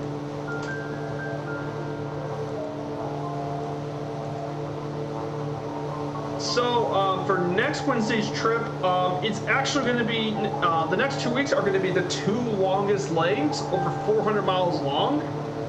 But next week is going to be Budapest to Bucharest, and we're actually, for the Bucharest one, we're going to be going through Transylvania. We're going to be going through the Transylvania mountain range and all that. So that would be a lot of fun. And then the last one is from Bucharest to Istanbul. However, my issue with Istanbul is the Istanbul airport we're going to have to land is Istanbul International, but that's not in the sim. And apparently for some people, the add-on for that airport is causing CTDs, and it's actually causing me CTDs, so I don't know how I'm going to complete the last one. I think the only way I complete this is if we land near the supposed area of the airport. Find somewhere in the forest and make our landing there. Hey, Firehands9, first time check. Great to see you here. If only I can go slower, I could have done formation for a bit. Hey, Firehands, you're doing an amazing job, Firehands. You're doing it so well. Like, I don't know how you're doing it in the Tomcat. Like I know it's not easy to do it, but you're doing a great job with that Tomcat. You've been really good with it. See, I understand this is a very slow plane, but the fact you actually are passing over me and all that, you're doing well. And wait, is that Dougal in a Spitfire? Oh my goodness, it is Dougal in a Spit. I know you're there, Dougal. What livery are you flying along today? Oh, so Dougal's in the normal Spitfire livery of the RAF. that is not the best livery for that Spitfire. The best Spitfire livery is the Firefly Air Matte Black livery. That's the best livery for the Spit. And I might have to do that for next week, fly that Spitfire.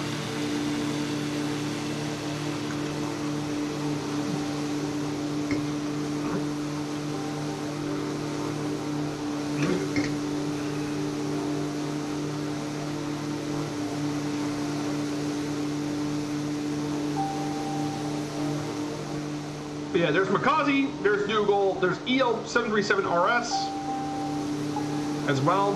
You guys are doing really well.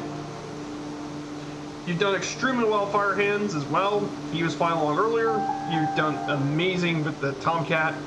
It's above through. Like I said, you're more than welcome to fly along. You guys are all more than welcome to fly along on today's trip to Budapest.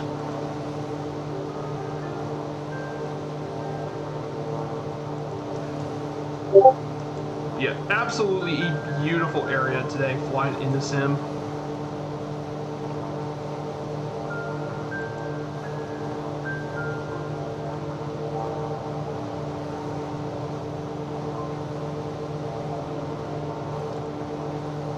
Oh, you're still flying. Oh, you're still flying. Okay, I was wondering. Okay, so there's Dougal at 20,000 feet. They're way. I don't see it anywhere though. I think you have hashtag 18 again. I think you disappeared. Oh. Let's really high up. Nope. Nope, not upside down. There's Makazi in a Spitfire, so Makazi changed to a Spit. But that is the inferior Spitfire livery. The proper one is the matte black livery. And yes, I'm going to show that off next week. Is the matte black Spitfire livery.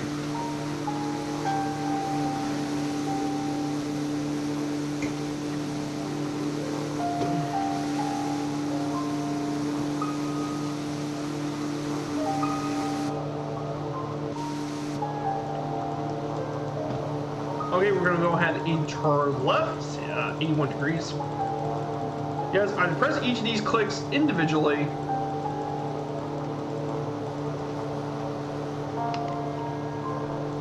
But you look at you two actually do formation flying. That's awesome. No, Spits have to be RF. No. No, the proper one is the Firefly Air Matte Black Spitfire. That is the best Spitfire. No, don't get me wrong, the RF livery is cool, but the VA Spitfire livery that Kinzui did, that's the best livery for the Spitfire. That's the greatest Spit.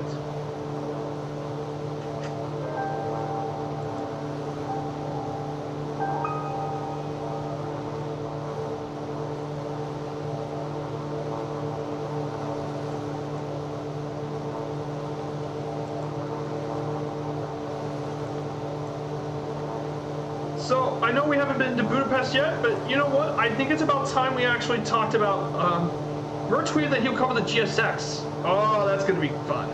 So, guys, let's talk about Budapest, actually, guys. Let's go ahead and talk about the city, shall we? So, Budapest, we all know, is the capital and largest city here in Hungary. It's home to 1.75 million people. It is the 9th largest city in the entire European Union by population of city limits. It's the 2nd largest city in the Danube River behind Vienna. It's both a city and a county, which stretch over 7,626 square kilometers, with its metropolitan area also being over 3.3 million people, which is around 33% of all Hungary's population. Hungary has been around since the early Celtic settlement, when it was transformed to the town known as Aquincum, the capital of Lower Panonia. The Hungarians arrived here in the late 9th century, but the area was pillaged by the Mongols in 1241 and 42. Re-established, Buda became one of the cities of the Renaissance humanist culture by the 15th century. The Battle of Mohawks in 1526 was followed by nearly 150 years of Ottoman rule, until it was reconquered by the Holy League in 1686, when it entered a new age of prosperity, with Pest Buda becoming a global city after the unification of Buda, Obuda, and Pest on November 17th, 1873. As Dougal Makazi and Firehands all pass. Oh my goodness, you guys are actually nuts. Then afterwards, Budapest became the co-capital of the Austro-Hungarian Empire, a great power that unfortunately was dissolved in 1918 after World War I. It became the focal point of many different battles and revolutions. Currently now as a beta plus global city with strengths in commerce, finance, arts, and entertainment. It's the financial center of Hungary. In the city, the central area is known as a UNESCO World Heritage Site, featuring many different monuments of classical architecture and more. And of course, this city has over 80 geothermal springs, the largest thermal water cave system, the second largest synagogue in the world, and third largest parliament building. Over 12 million international tourists visit Budapest each year, making it extremely popular in Europe, and it's one of the best European cities to visit in all of Europe. Pretty cool stuff. Budapest used to actually be two cities, Buda and then Pest, separated by the Danube, and eventually the two cities were unified back in the 18th century. As well, of course, architecture here, Budapest is rich in architecture as well. Lots of really noteworthy buildings. We'll be visiting a few of the really cool landmarks as well. We also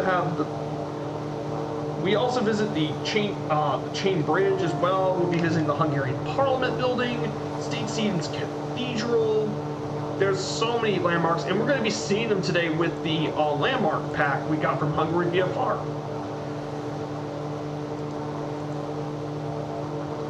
But yeah, there is a lot of landmarks here. Tons of landmarks in Budapest. It's absolutely insane how awesome the scenery is going to be. I can't wait to visit. I can't wait to see what they've done for Budapest. There's all sorts of parks. There's even a couple of islands you can find here. We're going to visit one of them, Margaret Island, as well. So there's lots of different places as well. There's libraries, festivals. In sports, we'll also be visiting the arena for the new national team of Hungary.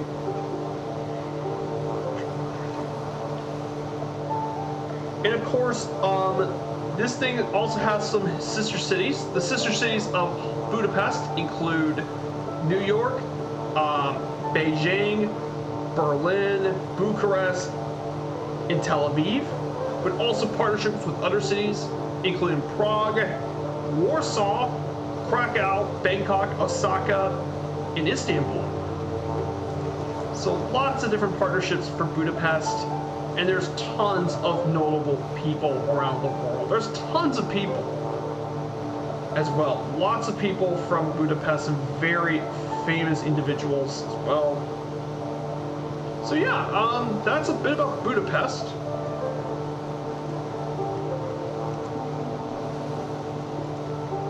Pew pew pew, boys. Yep. Would you like to see a world update Hungary? Oh yes, yes, yes, yes, yes. I would love to see a summer world update Hungary. Absolutely. Actually, if I were to prefer an update Typhon, I would like for them to do Hungary, but I would like them to do the Visegrad group countries in the Visegrad group. That's what I like to see. The Visegrad group. In real life, Visegrad group contains Hungary, Czechia, Slovakia, and Poland. I would love to see all four of those get a world update, just like Germany, Austria, and Switzerland did. I mean, of course, I would love to see Budapest become a photogrammetry city, along with Warsaw, Prague, and Bratislava. And of course, tons of landmarks and bush trips all around those countries. Maybe have a special Danube River bush trip. You go around the Danube of the previous world updates. You'll be visiting. You'll be from Munich to Budapest. An entire Danube trip. You visit all the historic cities. That would be a really cool one. Maybe they do one for Poland as well. Maybe visit some of the historic castles and stuff in Poland, some of the historic cities. But yeah, I would love to see I would love to see the Visegrad group get a world update. I think if we ever go back to Europe, I think those are the countries that should get a world update next. Because I think those areas that contain some of the most beautiful cities in the world. So that's my pick. But yeah, Budapest is a pretty cool city. There's more facts, obviously.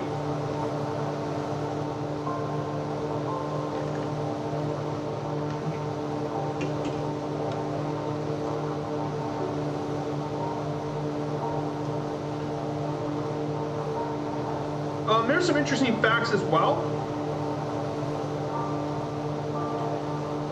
Here's another fact about Budapest. So Budapest's no building in Budapest can rise more than 96 meters high. And that was because there was actually a regulation for it. And that's because 1896 was the founding year of the Hungarian Kingdom, and no building can be around 96 meters. And only 2 buildings are actually that high. The Parliament building in St. Stephen's Basilica. It's also home to Europe's largest synagogue. The Great Synagogue is the second largest in the world behind the one in Jerusalem.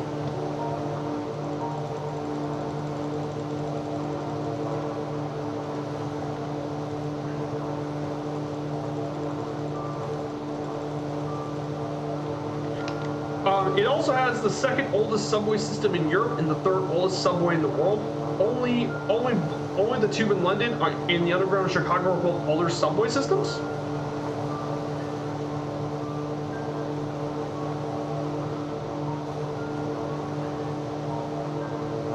Oh yeah, and Budapest is also the birthplace of the world's most famous escape artist. Harry Houdini was actually born in Budapest, funnily enough.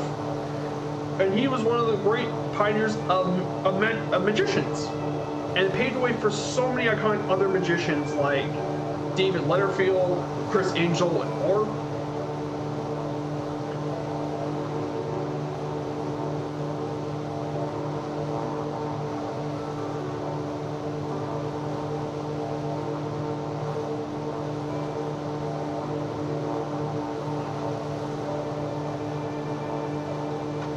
So yeah, that was a very interesting. Maybe fly that route when the Wilga. Yeah, I'm thinking about getting my hands on the Wilga. Yeah, for people that know, the Wilga is a Polish stole plane from Poland. That was actually what the Drago was based off, was the Wilga.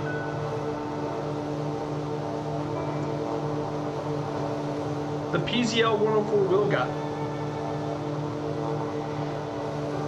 Has been around since the 1960s. Over 1,000 of them have been produced.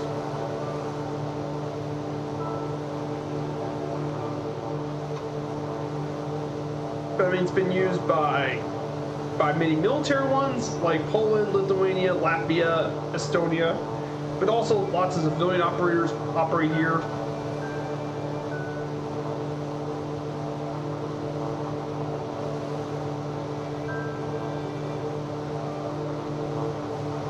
And apparently there's one particular Wilga that was highly modified by Mike Patey, known as the Draco. And apparently that mad lad attached a PT-6A turboprop on that thing. I mean, that mad lad put a turboprop into a small bush plane. I mean, with that much power and such a small lightweight plane.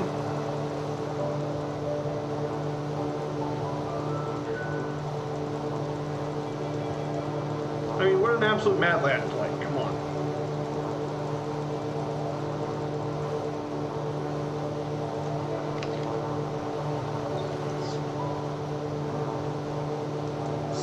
Look at this. I haven't even dropped a frame yet. I mean, that's remarkable. No frame drops on today's stream. So, yeah, everything's running very, very smoothly.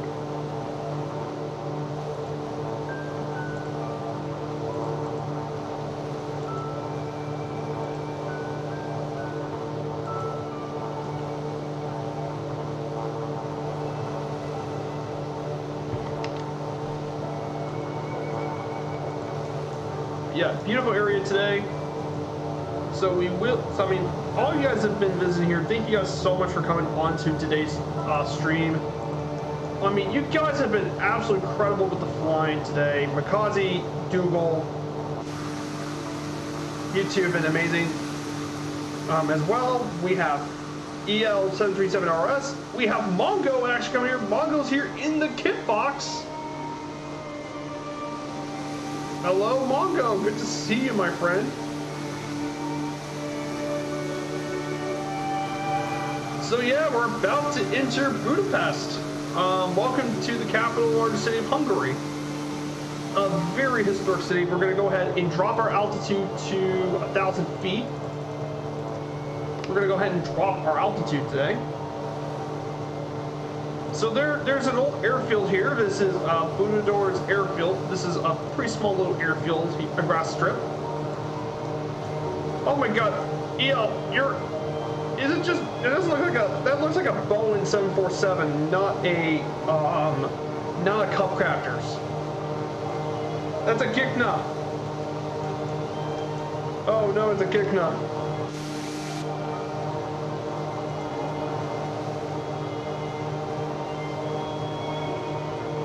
Okay, if you guys don't know what a Kikna is, basically it's a term for airliners from our community. Note to self, Spitfire is not extra 330.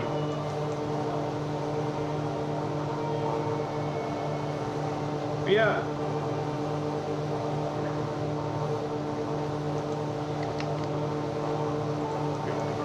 But thank you guys so much for coming to fly with me today. So we're now entering the city of Budapest. So,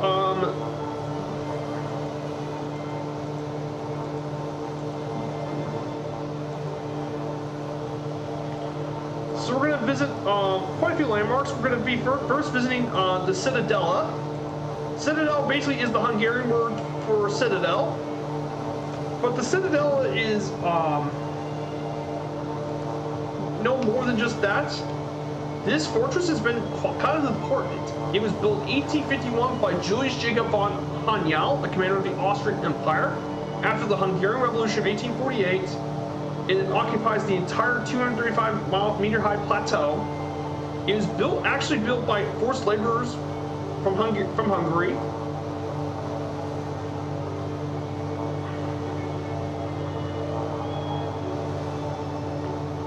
During the Hungarian Revolution, the Soviets occupied the Citadella and fired down the city. And it featured all sorts of different stuff to defend the city. I'm not sure what that is. Yeah, it's a citadel. So welcome to Budapest, everyone. We're going to go take off the autopilot for this part. So welcome to Budapest. So we're going to be flying through much of the city for today. While this isn't a full-blown city tour, I will fly as much of Budapest as we can. So that way I can show you off the scenery here from the Budapest landmarks, from the landmark pack. So we'll be exploring much of this as we can. So there's a couple bridges here. I mean, they added a ton of landmarks here. There's tons of it. And let me show you how much landmarks I'll be showing what they added. So I mean, look at all the landmarks they added here for the Hungary VFR thing. Just look at the landmarks they've added here. It's crazy. Now, usually I don't turn on this sort of stuff, but for this stream, I'm going to go ahead and turn them on, so you guys can see how many landmarks they added here just for Budapest. It's insane. So we have, oh, then there's the Rákóczi Bridge.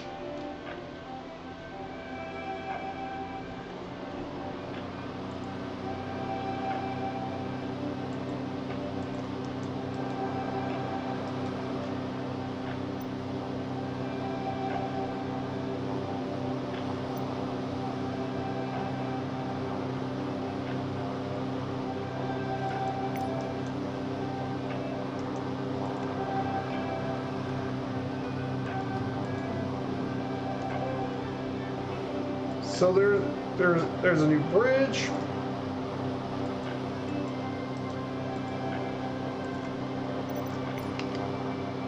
Tons of new buildings as well. We had tons of buildings and bridges.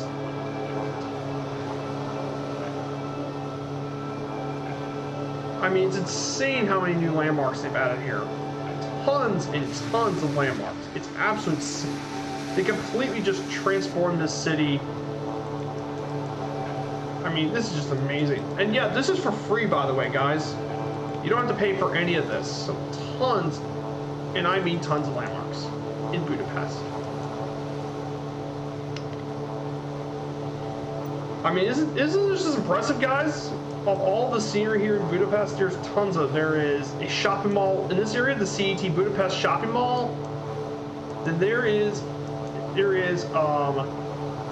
tons of landmarks here.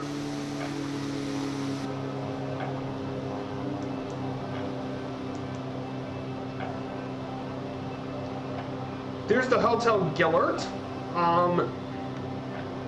There's one of the hotels here.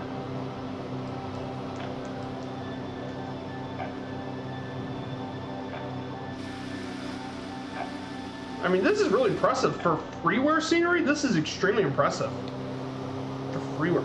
And of course, here is the Citadella up top.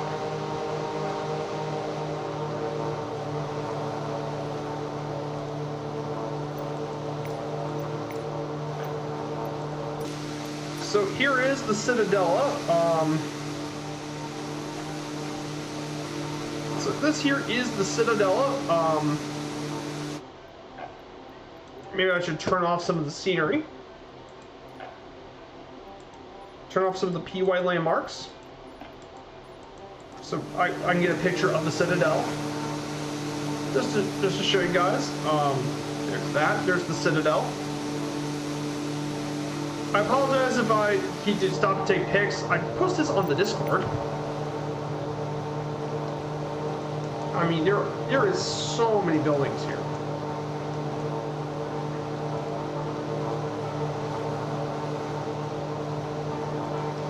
Down here is the iconic chain bridge here. That's Budapest's most famous of all the bridges here. And then this whole complex down here.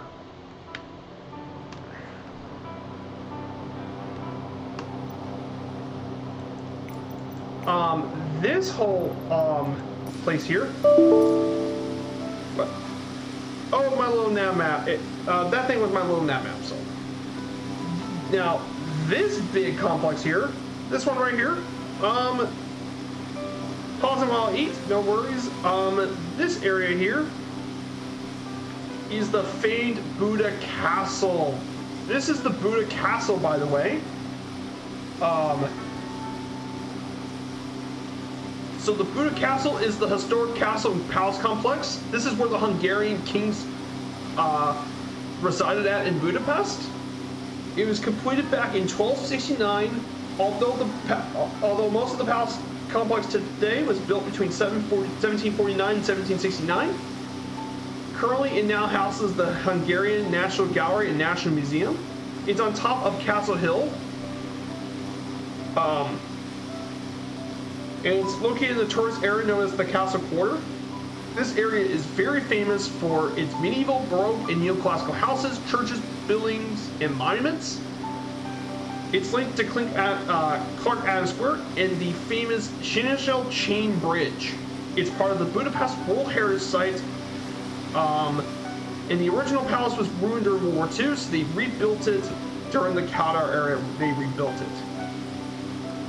In the background is the Matthias Church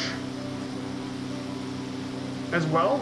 So this thing has been around since the Middle Ages, when it was started construction in the 1410s, and they continued to rebuild it.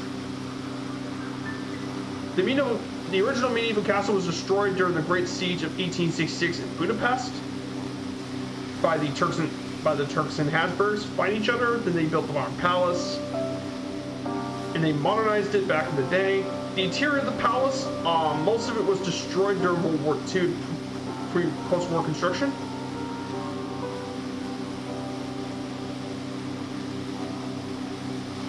It featured a castle chapel, a Gothic hall, barrel vaulted rooms.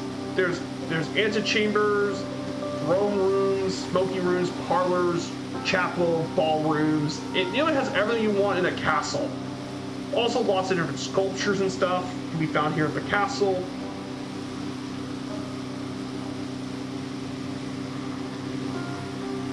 I was there one day before the Red Bull race.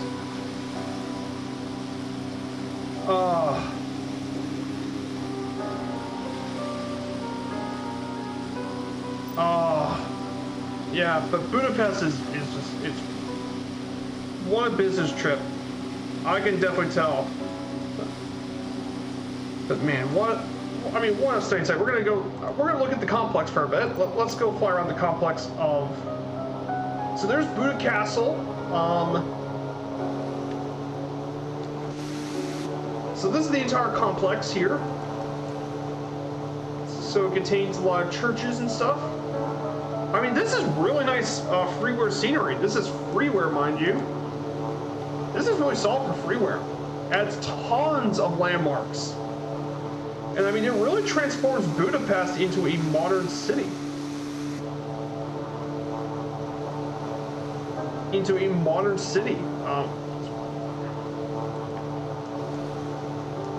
There's the famous chain building. There's the chain bridge.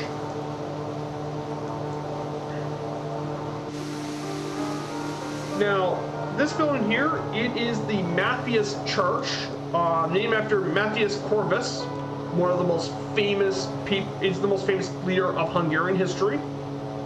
One of the national heroes of Hungary. This is the church named after him.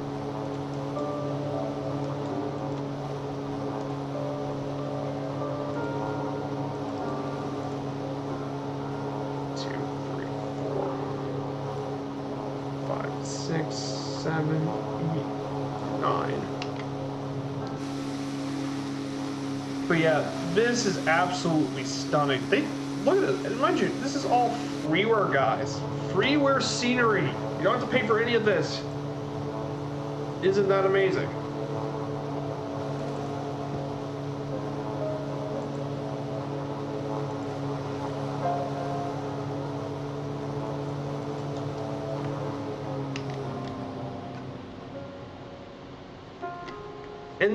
And then we're going to visit one of the two tallest buildings here in Budapest. We're going to be visiting St. Stephen's Cathedral. It's actually one of the two tallest buildings in the entire city, actually. Yes, it's hard to believe it's actually one of the two tallest. Let's take a good look.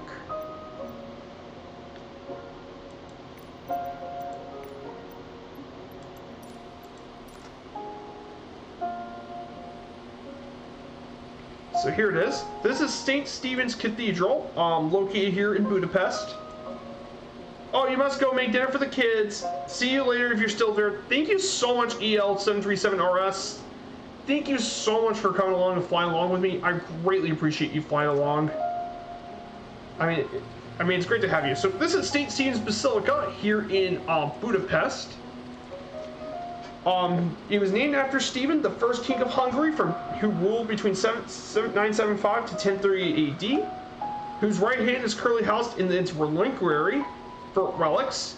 It was the 6th largest church building in Hungary before 1920. Today, it is the 3rd largest church still here in Hungary. The site of today's basilica was actually a theater back in the 18th century, but it was completed all the way back in 1905. This basilica is rich in arts.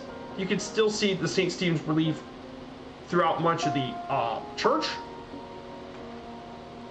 It also features lots of different statues of many different famous Hungarian leaders, but also Christianity and all that. There's actually concerts, because there's many different concerts that have actually been held here. Many different musicians have made their way to concerts, like orchestras and all that. And of course, it features the largest church bell church in Hungary, the Great St. Stephen Bell, which weighs around 9,250 kilograms and a diameter of 240 centimeters. It was actually completed in 1990.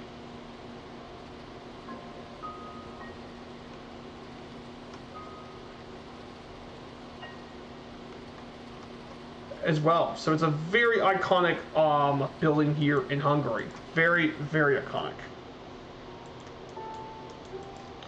So definitely quick, take a picture of church.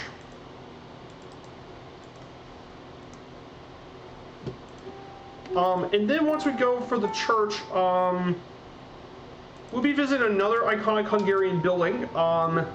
It's the other tallest building here in the city, actually. Yes, Hungary has one other building that's super tall. And this one's actually a Sobo POI, but they updated even more once we get into Budapest. There's the Exchange Palace below.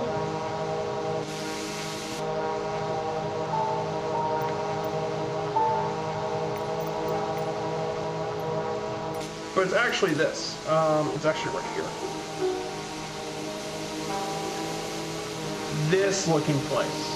This one may just be one of the coolest buildings here in the entire city. Yeah, it's the Hungarian Parliament building. Or, in Hungarian, Orzskáz. Which literally translates to, in Hungarian, home of the country. It's known as also the Parliament of Budapest. It is the seat of the National Assembly of Hungary, a notable landmark city and a very popular tourist destination in Budapest. Situated on Kossuth Square in the Pest side of the city on the east bank of the Danube. It was designed by Hungarian architect Imre Sztindi in the neo-Gothic style and opened back in 1902. It has been the largest building in Hungary since its completion back in that day. It is featured in a Gothic revival style with a symmetrical facade and central dome. It also features, it's largely symmetrical. There's two different halls, one used for the sections of the National Assembly of Hungary, the other one used for ceremonies and guided tours. It's 879 feet long, 400 feet wide. Its interior features 10 different courtyards, 13 passenger freight elevators, 27 gates, 29 staircases, and 691 rooms. It used to be one of the two tallest buildings in Budapest until the MLL campus actually topped in 2021.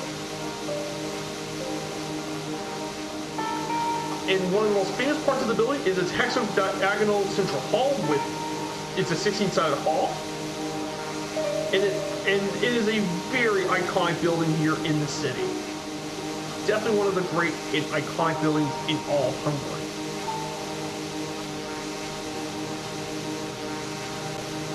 But yeah, we're gonna go down the Danube and we're gonna explore more of the Danube. But yeah, I would love to see a Budapest World update with photogrammetry. That would be amazing.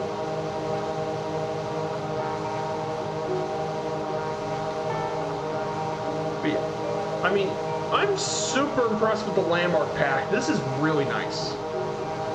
Doing the flights around Hungary, I mean, just look at the grand scale of this building. Look at the scale of it.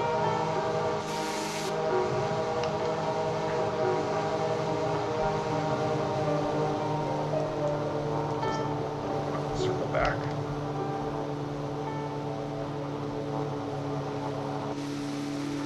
But man, I mean, just look at the size of this building. It's huge. It's a massive parliament building. I mean, the design on this building. Look at the building design. I mean, that's insanely well designed. But I mean, there's so much about Budapest. There's all sorts of little buildings down here as well. So we're gonna visit next is Margaret Island. It's gonna be our next little location. This island is one of the three main islands here in Budapest. It's about 1.6 miles long, 500 meters wide. It's a very popular recreation area. Its appearance today was developed through the connection of the three separate islands by the end of the 19th century to control the flow of the Danube. It features a lot of medieval ruins as well, to remind her of its place in the Middle Ages as a major religious center in the city. So, definitely a beautiful area as well. And we found one of the water towers here. Look at that, that's cool. But yeah, Budapest is lovely. And I'm glad I got rid of the Sim Toolkit Pro, because if I didn't, I would have turned over more of Vienna. But yeah, there's even more landmarks to Budapest further down. So we're gonna go turn left. Turn right, actually. We're gonna be heading away. We're gonna be reaching to our train station here in Budapest. Just gonna follow down the roads.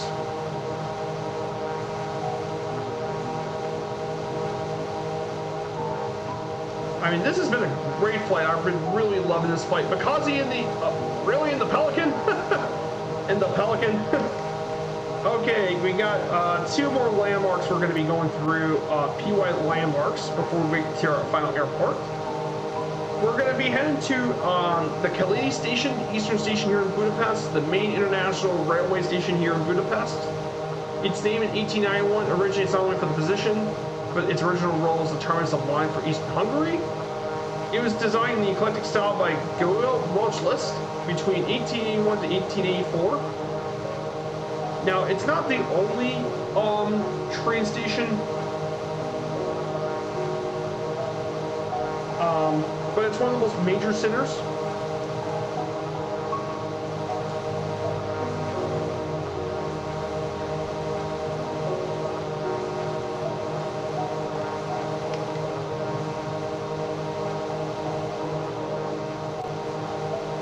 So we have that one.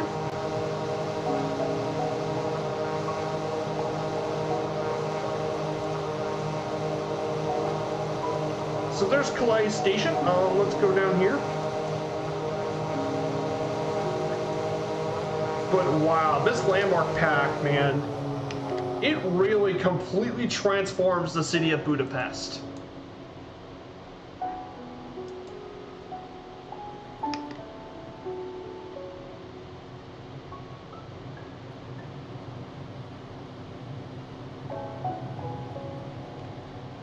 So there's Calais Station.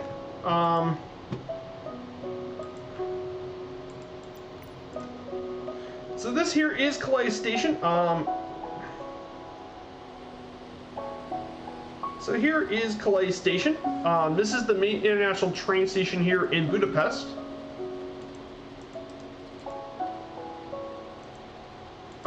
There is that. And there's one last major PY we're going to be visiting today.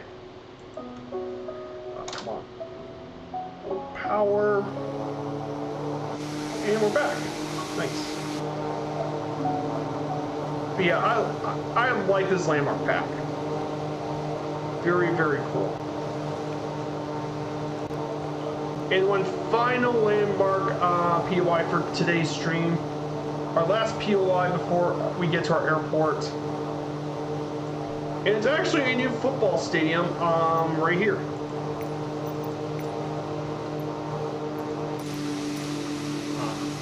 Here it is. This is Puskás Arena.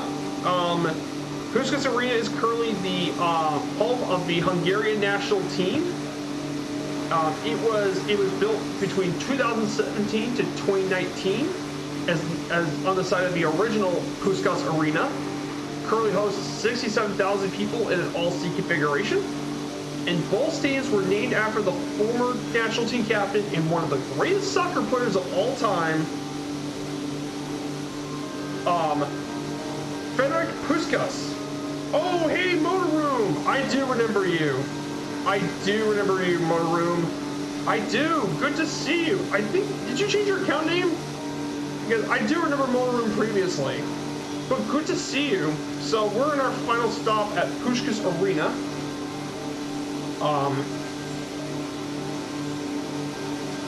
For guys who don't know anything about Ferenc Puskás, he is one of the greatest soccer players of all time and the first international superstar of the sport.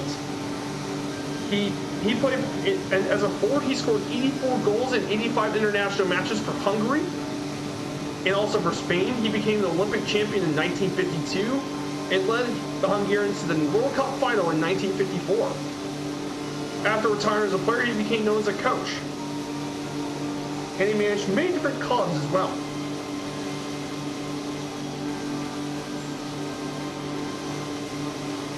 And he not only became the greatest player in Hungarian football history, he is one of the greatest FIFA players of all time. Yeah, I haven't been on Twitch for sometimes. Yep, I did. So yeah, we're in Budapest. We're doing a Firefly Air achievements. We're actually doing an achievement for FS Hub for the virtual airline. And we're currently in the mighty city of Budapest today. We're about to make our final destination at the airport. So there's Pusha's Arena. I mean, that looks really nice. I mean, this is freeware, mind you. But this is nice. So there's Pusha's Arena.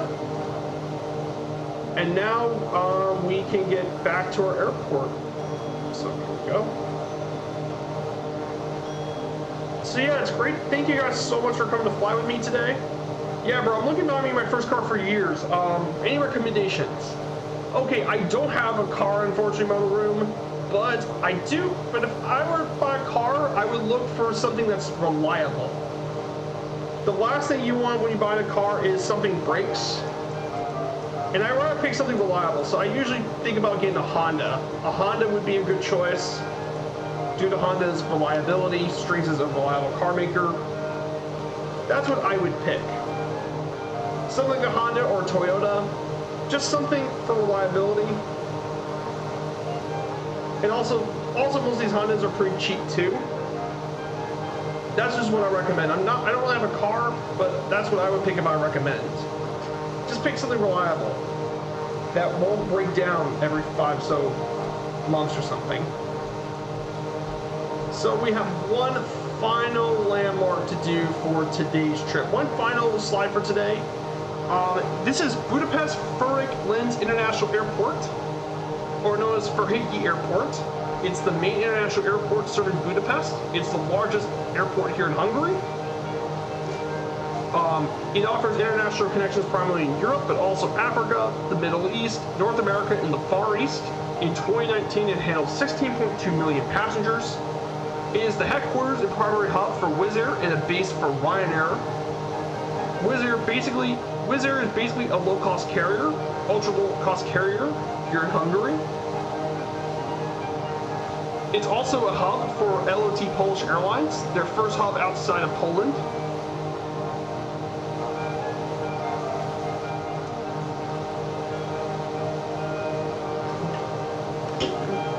And this airport has been around since, well, the 1930s, actually.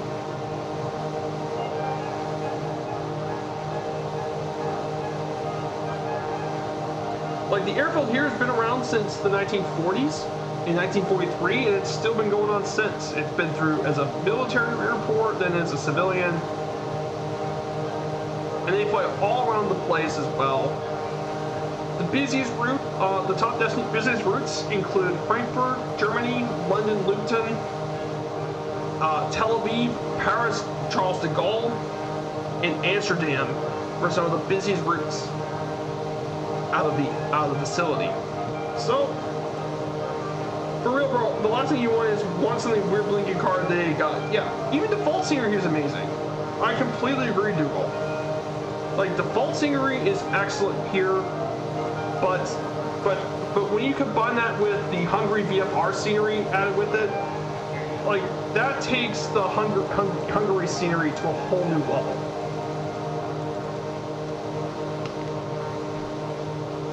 So yeah, we're about to land, guys. We're gonna land on runway 13 left. We're gonna be landing straight there, and I'll go find somewhere to park, and we can wrap up today's stream. So thank you guys so much for coming on to the flight today. It's been great. The stream's running very smooth. Yeah, good call. I had a Toyota truck and drove the car for $300,000 before I sold it. Yeah, exactly. You want something reliable. Trust me. I know. Like I said, it sounds boring, but trust me. It's better. It may be boring, but at least you don't have to pay repair bills. And trust me, those can add up over time. And if you take good care of a Honda or something, like, they will still retain their value. If you take good care of it, those Hondas can still keep going. These Honda Toyotas can also retain their value. So yeah, but it's great to have all the new faces, all the people who are first time here in chat. Thank you guys so much for coming here. Let's see if I can get a pretty good landing here and not die, obviously.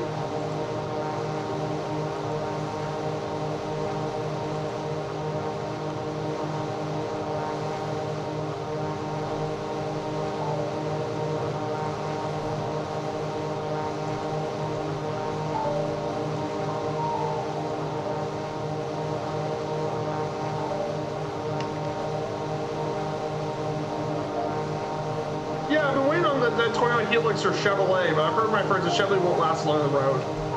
Yeah, I don't think the Chevy will last long, but the Toyota would probably do it. I mean, if you never watched that Top Gear special, that segment on Top Gear, they did all sorts of things, and that Hilux still kept going. And all that. Okay, the approach is a little high, but,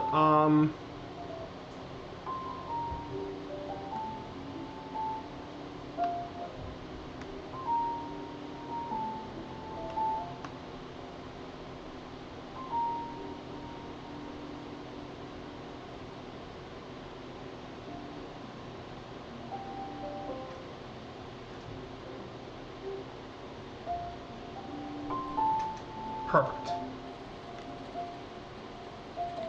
Perfect. Yeah, I need to figure it out. Yeah. My friend Drew's BMW, he tells me BMW says big money worries. Yeah. Like, German cars are well designed, but not really the best for maintaining.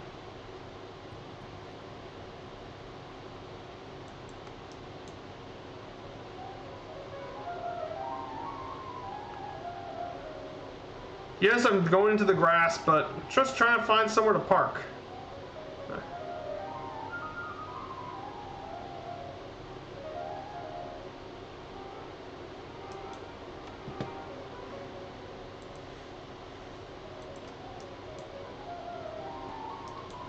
So yeah, we finally made our way into Budapest at Fahérgi Airport. And it actually just completed it. So I just checked my website, and good news, we actually completed the achievement, which is awesome. Achievement completed. 2 more legs to go on our journey across the Orient Express.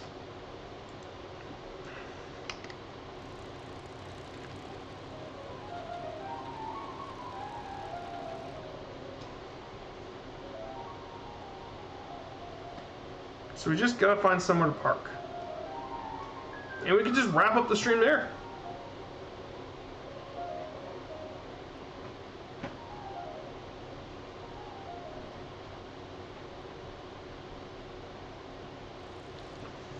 Okay.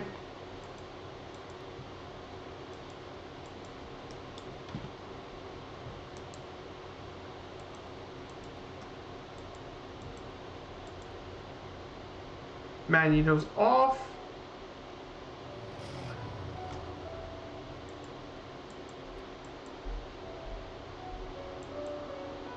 There you go, everything's off, and that's pretty much done. So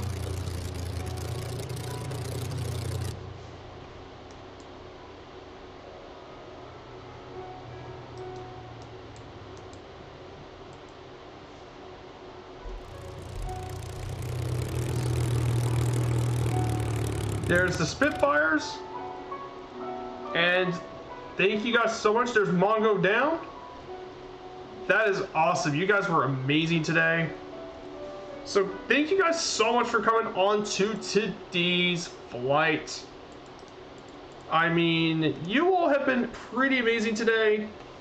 I know, gosh, Chevrolet looks pretty comfy, but I heard bad stuff. Yeah, Chevrolet's pretty cool, but I agree. I mean, if you're buying a car, I go with reliability. So thank you guys so much in Budapest today.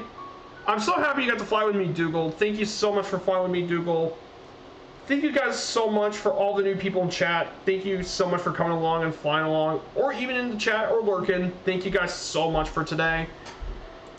So who are we going to pay a visit to today? I am actually gonna raid someone brand new today. I want you guys to stay in chat. Motor Room has just fallen. We are gonna raid someone brand new today. We're gonna actually raid Dryson today. We're gonna raid someone brand new for today's stream. He's currently he's currently having a smaller stream, but I really guys recommend checking out his channel.